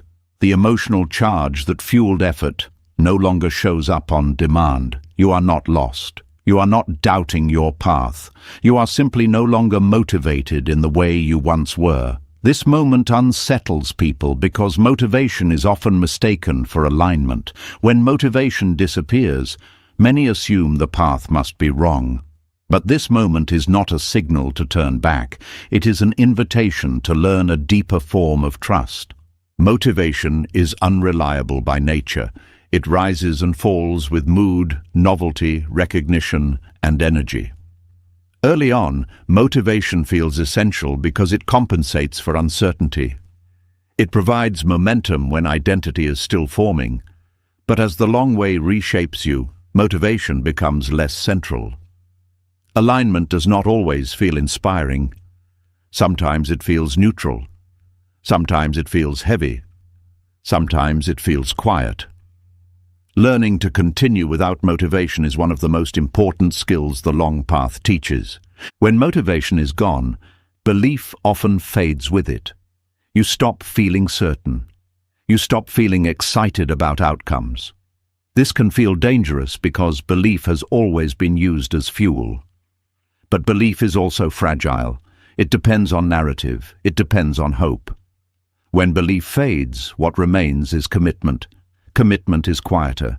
It does not promise reward. It simply continues. Remaining aligned without motivation requires a shift from emotional drive to values-based action. You stop asking, "What do I feel like doing?" and start asking, "What reflects who I am becoming?" This question does not require excitement. It requires honesty. You act not because you feel inspired, but because the action fits your values. This stage feels empty because the old rewards are gone and the new ones have not yet revealed themselves. You are no longer fueled by recognition, novelty, or anticipation. You are fueled by integrity. This fuel burns slower, but it burns longer. Trusting life when motivation is gone means trusting the path even when it feels ordinary. You continue showing up without emotional reinforcement. This consistency builds character. It trains you to move based on alignment rather than feeling. Many people quit here because they interpret lack of motivation as failure. But lack of motivation often means you have graduated from needing emotional incentives. You no longer require constant reassurance to stay engaged. This is maturity, not stagnation. When belief fades, doubt often fills the space. Doubt asks hard questions. Why am I doing this? Does this still matter? Is this worth it? These questions are not enemies. They refine intention. They strip away fantasy. They clarify commitment. Trusting life here means allowing doubt without letting it decide. You listen to doubt, but you do not obey it blindly. You recognize that doubt often appears when old narratives dissolve. New meaning has not yet formed. Remaining aligned without motivation also requires pacing. You stop overextending. You conserve energy. You do less, but you do it deliberately. This prevents burnout and keeps you engaged. There is also a humility in continuing without belief. You accept that you do not fully understand the path right now. You accept that meaning may arrive later. This humility creates openness. When motivation disappears, routines become important. Not rigid routines, but stabilizing ones. Simple actions that ground you. Caring for your body, maintaining relationships, honoring commitments. These actions create structure when emotion does not. Trusting life without motivation also reveals attachment. You see how much of your effort was driven by the promise of feeling good. Letting go of that promise forces honesty. Are you willing to continue without emotional payoff? This willingness is powerful. It transforms effort into devotion. You are no longer chasing results. You are living your values. There is a calm strength in this. You are not energized, but you are steady. You are not excited, but you are present. This steadiness is sustainable. Belief fading does not mean the path is wrong. Often it means belief is being replaced by lived trust. Belief is conceptual. Trust is embodied. Trust does not need to feel good to function. Trusting life when motivation is gone also deepens compassion for yourself. You stop judging yourself for not feeling inspired. You accept natural cycles of energy. This reduces inner conflict. You also become less dramatic about progress. You stop expecting emotional highs. You appreciate small consistencies. This shifts how fulfillment feels. Remaining aligned without motivation requires discipline, but not harsh discipline. Gentle discipline, the kind that honors limits. You keep going, but you listen to your body and mind. This stage also changes how you define success. Success becomes showing up with integrity rather than achieving milestones. This reframing reduces pressure. There is also a quiet confidence that develops. You know you can continue even when things feel flat. This confidence is not loud. It does not seek validation. It simply exists. Trusting life here means trusting that meaning does not always announce itself with enthusiasm. Sometimes meaning grows in silence. Sometimes it forms beneath boredom. When motivation is gone, you may feel disconnected from your earlier self. That self was driven, passionate, intense. This is not loss. It is evolution. Intensity gives way to depth. You also become more honest about what truly matters. Without motivation to chase everything, you focus on essentials. This simplification creates clarity. Trusting life without belief also strengthens patience. You are no longer waiting for emotional confirmation. You act and allow understanding to catch up later. There is also a spiritual dimension here. Faith without feeling. Trust without reward. This is commitment in its purest form. Remaining aligned when motivation is gone teaches you that you are not dependent on internal weather. You can move through life without needing ideal conditions. This lesson is liberating. You are no longer at the mercy of mood.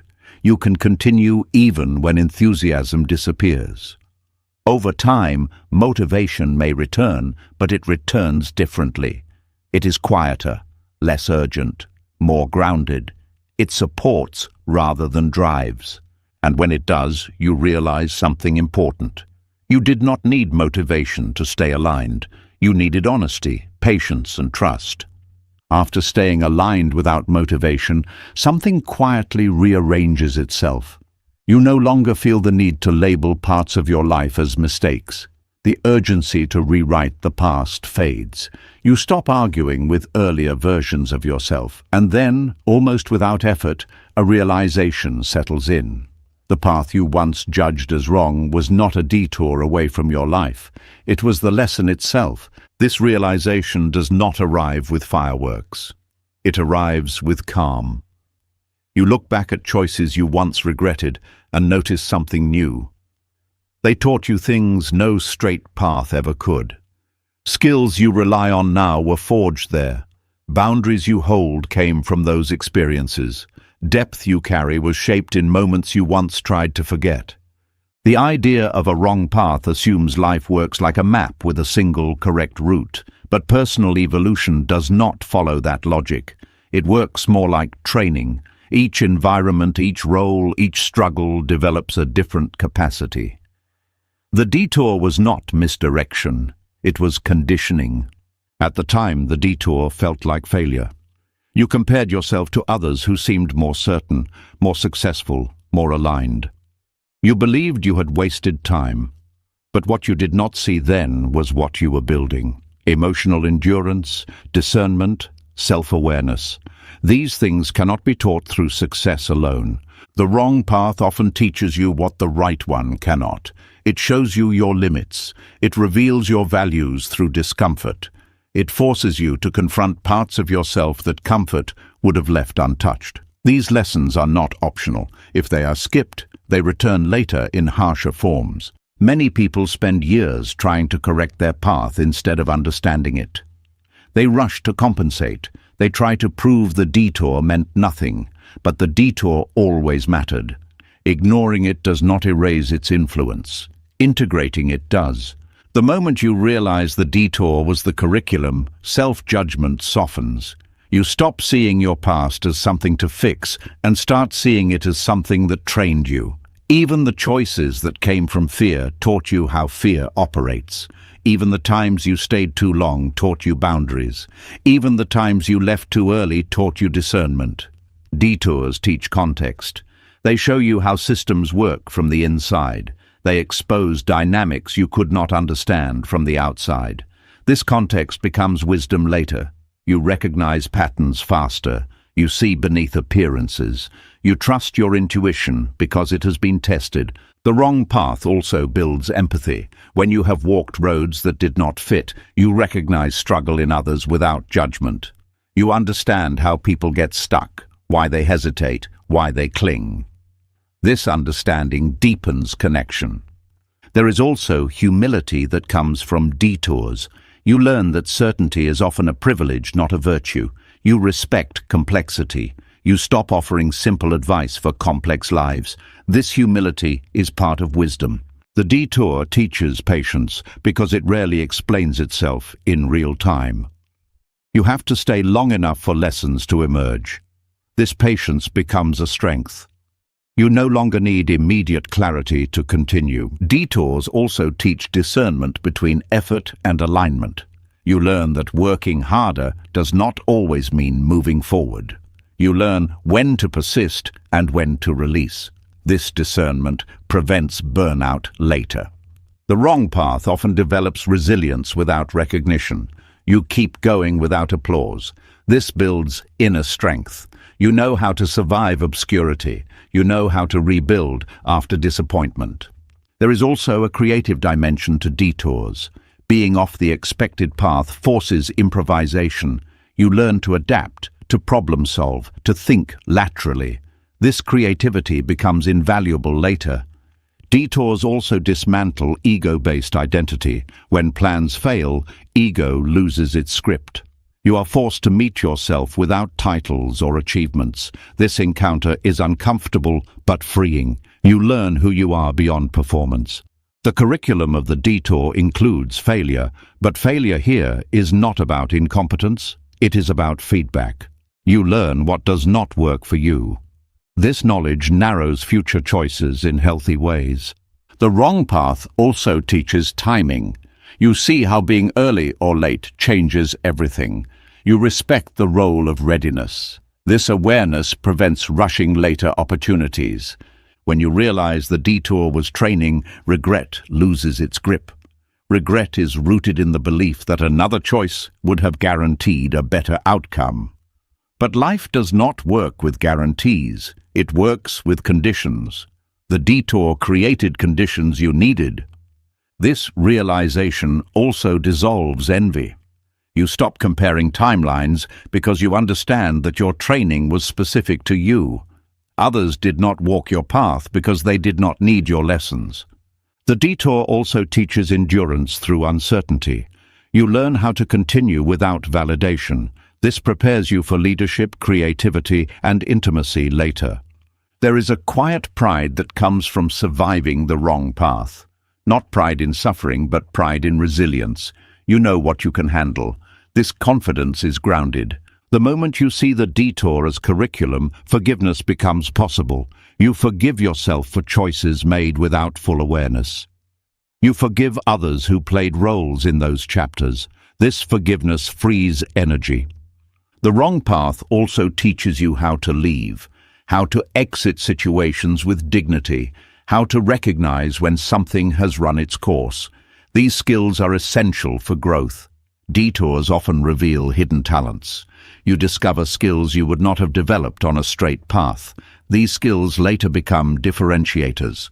The curriculum includes learning what you are not willing to trade. Integrity is clarified through compromise. Values are refined through conflict. When you see the detour clearly, you stop wishing it away. You stop wanting to rewrite history. You integrate it. Integration turns experience into wisdom. This realization also changes how you approach future uncertainty. You no longer fear wrong turns as much. You trust that even if you misstep, something useful will emerge. The detour teaches you that life is not testing you. It is training you, training for what you may not know yet.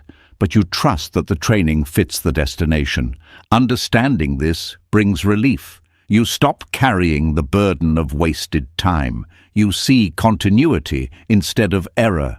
The wrong path also taught you how to endure discomfort without losing your values. This strength cannot be taught any other way. You begin to see your life as a coherent story rather than a series of mistakes. Each chapter prepared you for the next. This coherence creates peace.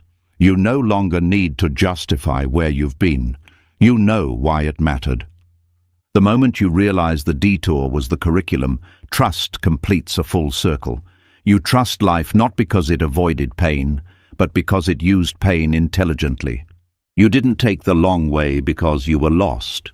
You took it because life was shaping you for something that shortcuts could never hold.